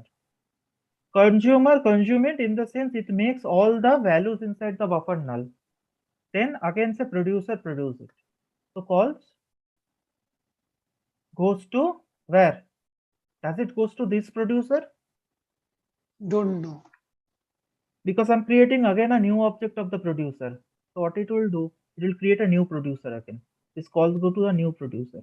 This again makes a call to this, but it will create another producer again. But what you have seen inside the callback, I should return it back to the same producer, no? Yes. So that's why consumer say produce, and since it is a new object, since this is a new object, this array again filled with a item 0, and this is not null. So the same action will be done. It go on printing this is in an infinite way. This producer has, because every time it is calling a new producer object and new items are getting generated. Okay. Yes, sir. So shouldn't the option be answer be option C? No, it is go on printing the same thing in an infinite kind of way. Producer has finished product producing. Then, sir, when I am calling this consumer, new consumer dot consumer buffer in the line. Actually, the right way to do it, you need to pass this. Yes. So shall I say new consumer this dot this bracket close, then consumer or here or here. Anyway, this is the better way. And here you should have a constructor where you can take this object. This object has to be old as a owner. whatever the object you are passing this as a O, suppose this is the O. This O has to be copied here. Then instead of creating a new thing, you have to say O dot produce. Then what will happen? The call goes back over here. The producer say this buffer is empty. Then it returns it will just print twice this, and it will stop the program immediately. But since it is creating a new object rather than calling the old object, again this buffer is getting recreated. This constructor is getting called, no? Yes, Every time yes, I'll say new produce, the constructor will reinitialize with the array which is having item 0. So that's why this null condition will be never reached, right? Yes, sir. Got it. So, sir, the main problem is in the new consumer.consume buffer, right? New producer, whenever consumer is saying new producer, rather than, see, you are the producer, I'm the consumer. You have produced the items and given it to me, I have consumed. But rather than letting you know that I have already done this so that you can close the program, I am calling another producer and telling I'll consume from you. The producer doesn't know that I have given and he has consumed. So he'll start again creating the product, right? Okay, sir. Next time again he'll give me, I'll consume that, I'll call another producer. Like this, it is happening. Every time new producer creates a new producer object and again let the producing done from the beginning. That is happening here. Yes, yes, I got it. Okay, other than question 10, anything? Sir, can you go to the week 3 grade assignment? Question 2. Week 3 I'll go, but Nalini, would you like to explain the 10? Yeah, yes, sir. Shall I stop it? Do we have it? Do you want to? Yeah, I can. I think without. Yeah, without that will be difficult. Yeah. That's why I thought of. Okay. Yeah.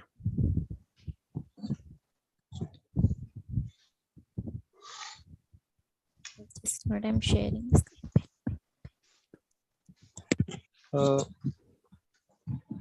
So 10th question, no?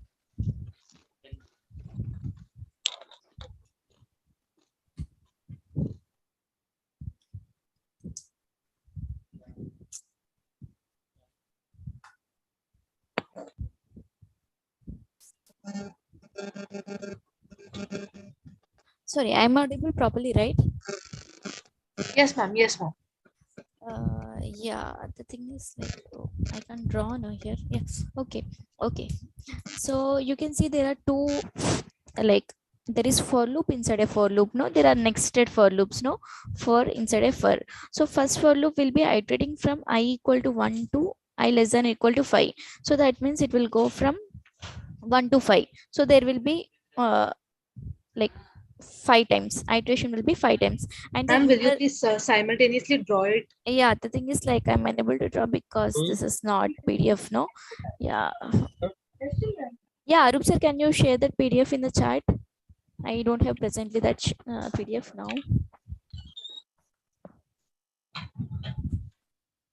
What you want? PDF, sir. Is this there here? PDF here? Sorry, like I haven't downloaded the PDF. Like I'm using this only. Okay, so you want to draw? She's asking to draw. No, that's why. In Okay, chat okay. you can okay, or you can send me in the G chat or something, sir. Okay, I'm trying. Yeah, G chat or something you can send. Yeah.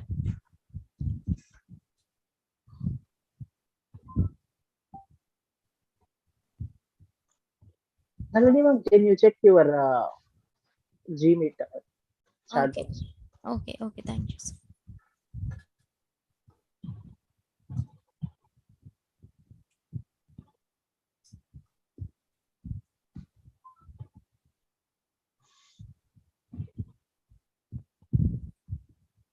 Yeah, thanks. So 10th question, no?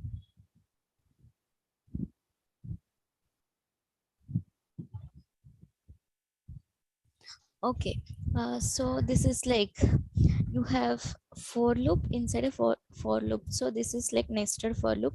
So first for loop is going from like 5 times. No, it is iterating 5 times.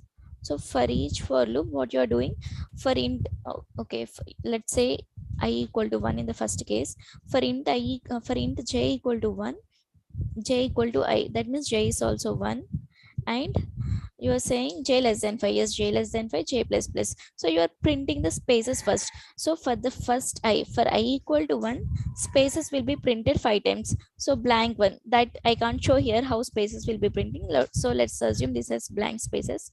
1 2 3 4 less than 5. So only 4 spaces will be printed. And then for the first I equal to 1 only, then then what happens, then int j equal to 1. Here j is a new variable. This is not the same variable as here, because this is local to this for block, this j variable. So j equal to 1, j less than or equal to 5, and j plus plus. So you are printing star 5 times. Here stars will be printed 5 times. So without any spaces, stars will be printed 5 times. Okay, in the second iteration also same thing happens, but here j will start from here. I is equal to 2 now in the second iteration, so j will be 2. Yeah, I got okay. it, got it. Yeah, okay, The okay. only I had the confusion with the j, as in both the j's are same. I confused with it. Okay, yeah, okay then. Thank you, ma'am. Thank you. Yeah. Ma'am, graded assignment 4, question number 5. Okay, just a minute. Grade assignment for question number 5. See, even question 9, there is a big confusion. So I think there has been discussing in discourse also. But let's take question 5 first. Ma'am, I had a small doubt. Can I ask? Okay, yeah, in which thing? Regarding the default method of the interface. Yeah, Okay, you can tell. Yeah. My doubt was that when we create a default method inside an interface, so is it mandatory to have an overridden method of that thing in the class in which we are implementing? No, it No, is not default. mandatory. Yeah, default is actually meant to ensure that in case you are not overriding it in the class that you're implementing, it will by default take this definition.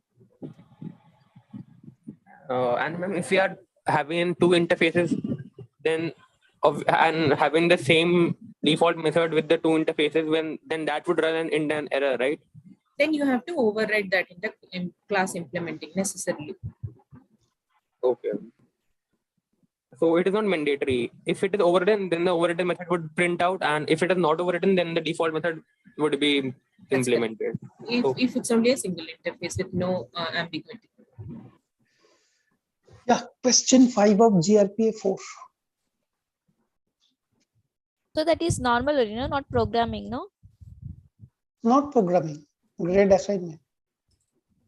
Yeah, I will. I'm opening. So this question only, right? Greetings. Yes. If you can explain this one, this is the last. Oh, okay. Yeah. So the thing is like, identify the appropriate option to fill in line 1 to print the hello India as output. So the output should be hello India. So the thing is like, here you are creating a greetings class. You are creating an object of greeting class, that is greetings. I'm just going to the greetings class. You're calling there is no constructor, so default constructor will be called as no constructor is there. And then you are setting g.set country is India. So you are setting g.set country as India, and this what so this dot here you are setting d.set country as India. Okay, the thing is you need hello India as output. How to get hello as the hello also should be the message, no? So somehow you should call this somehow you should call the greet function which is present in the private class India greetings, right? Are you following, right? So this is like India greetings is implementing the interface India greetings is implementing the interface. So it has a greet method, and the thing is you need to know you need to find a method which returns the object of this interface So as our class India greetings is implementing the interface, you need to get the object of that inter interface. So which method is returning you the object of that inter interface here? So here this one only, no, public inter check country. Check country is giving that interface as your output, no, object of interface. So you should call this method India, this check country method, by using this object g dot g is the object of get greetings, by using that. So I'm unable to explain properly because I'm not using the pen. Okay, g dot get what g dot check country will give you the check country, or which method is this? Yeah, that will g give you dot that check, thing and then greet. and then you should call the greet method, which is present in the interface. You know already that thing, no? Interface No, as no. greet method. Yeah.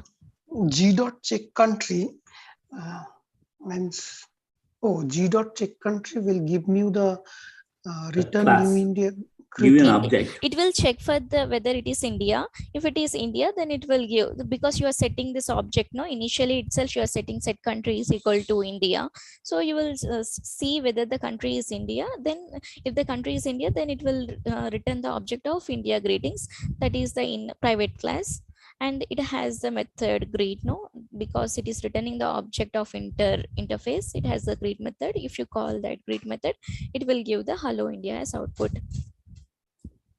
Okay, the thing what is your confusion? Like, I mean, this is quite similar to the DBIF, sorry, the QIF, the query object example that Arup explained. No, you have an interface and your private class is actually implementing. So here you have two private classes which are implementing these, and depending on the keyword, like the get country, whatever it is returning, it will return the object of whichever class it is required. Like if it is India, then it will return an object of India greetings, else it will return an object of the world greetings, right? So either way, it is accepted by the inter, and see the return type is inter, right? The return type is inter, you can see. So that's again an interface, just like we did in the other one, no? An object we cannot create an object, but we create an object, the variable of reference to that interface, and receive that object in that variable, right? Yes. So just that like is that, the here thing. we return. Yeah. Okay. Because since I am in the private front and I am going here, so I'm not able to visible here. This dot g country will inter is actually public, right? Inter is public, and then it has this capability greet. But runtime, you see that it is actually receiving an object of India greeting, so it will go and execute the method inside the India greetings. That's it. I had one question. I got this question right, but see, so I'm calling new India greetings, right? So there is no constructor specifically mentioned, right? In both that's a default constructor. That will take the default constructor. So what it basically does, it just returns an object of type India greetings. That's it. Okay. So, but it will return, but which is implementing inter. So I can use inter to call the greet function. Correct. As a return type is inter, it can actually receive an object. Like it can point to an object of India greetings. To clarify, if we don't use this interface business, this private, that will not work, because since it's a private class, I cannot access it from the main function. Outside. Yeah, you cannot know, you doesn't know even this greet method exists or not. Exactly. Right? Inside your India greetings here. Okay, thank you, ma'am. Hello, ma'am. Yeah. Can you go to the week 3 grade assignment once? Yeah.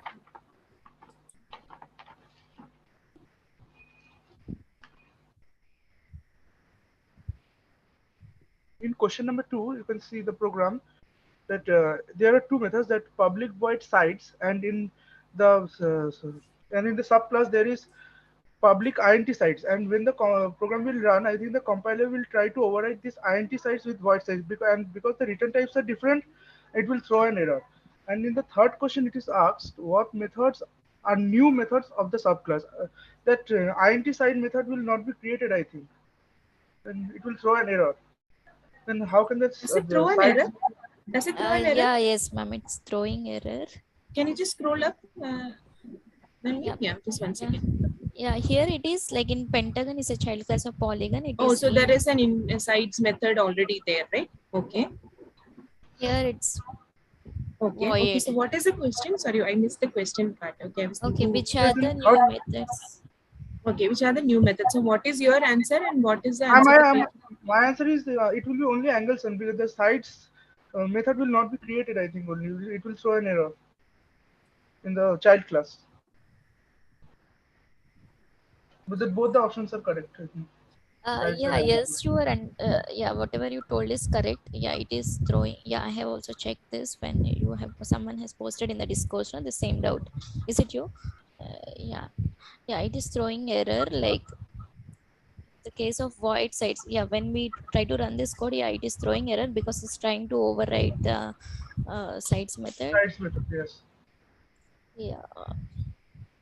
The thing is that if it is void, I cannot change it with int, right? So I can change that with a different. I can't change the return type. I can change the number of arguments. If you change the number of arguments, it will be a different method then. Yeah, if you change the number of arguments, then it will be. I think we should what remove this option as correct answer. Yeah. Let me just check. Okay, Yeah. Okay, ma'am. Yeah. Yeah, you can carry on with the next question. I'm just checking in the back end. Okay, if somebody has another question to ask, please go ahead. I'm just checking this one. Okay. Ma'am, can you please open the practice assignment of week 3? Okay. Yeah. This same. Ma'am, question 9. Question 9.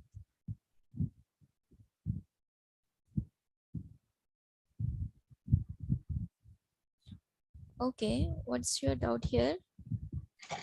Ma'am, I have seen the solution of as I couldn't get it right. So in the solution, it is saying that we are casting the reference. Okay. In a pointer 1 is equal to a of object 1.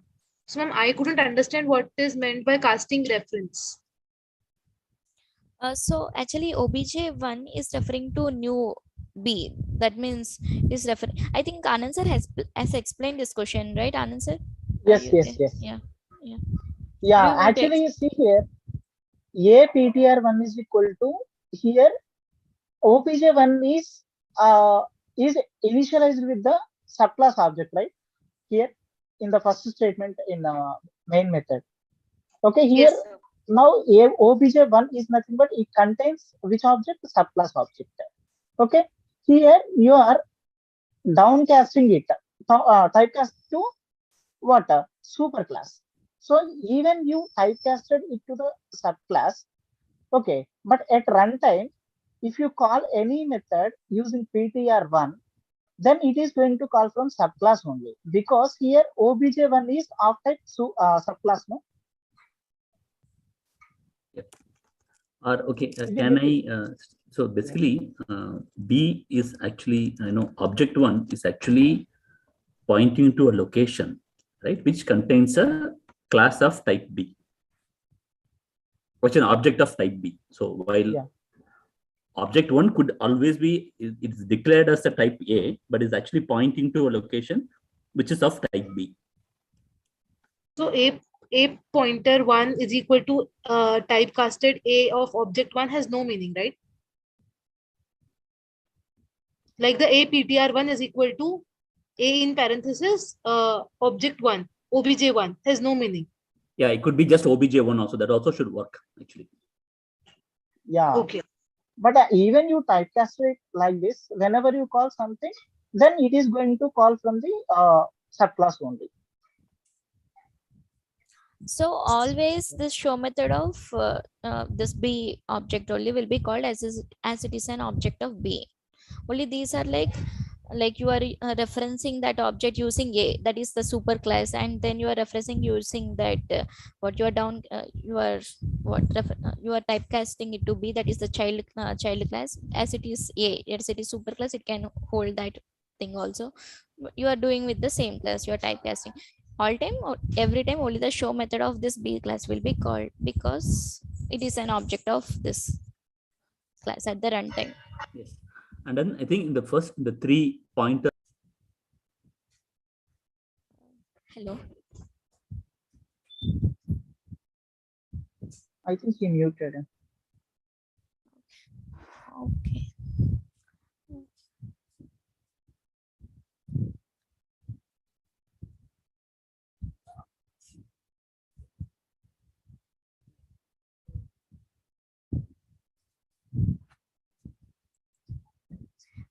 Okay. Yes, Dania ma'am, like, any other queries? Hello. Yeah, I will check the other one. I'm actually checking it in the backend. So see, I think when we prepared the question, our understanding was that it is not like what we are not checking whether, so if you ask me public void sites and public int sites, right? These are different we thought. Yes, ma'am. Yeah, different methods, right? But it's okay because it's an implementing, sorry, the base subclass, which is extending parent class, then probably this is not correct. Let me just check with our other team also, and then maybe check with sir also, and then we'll let you know. Okay. Whoever asked the question, yeah. I'll just check and let you know. Okay, so if you have no other questions, shall we wind up? It's been a really, really long session. Yes, thank you so much. Yeah. Okay. Thanks everyone. Okay.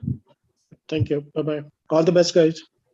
Yeah. All the best to all of you. Have fun.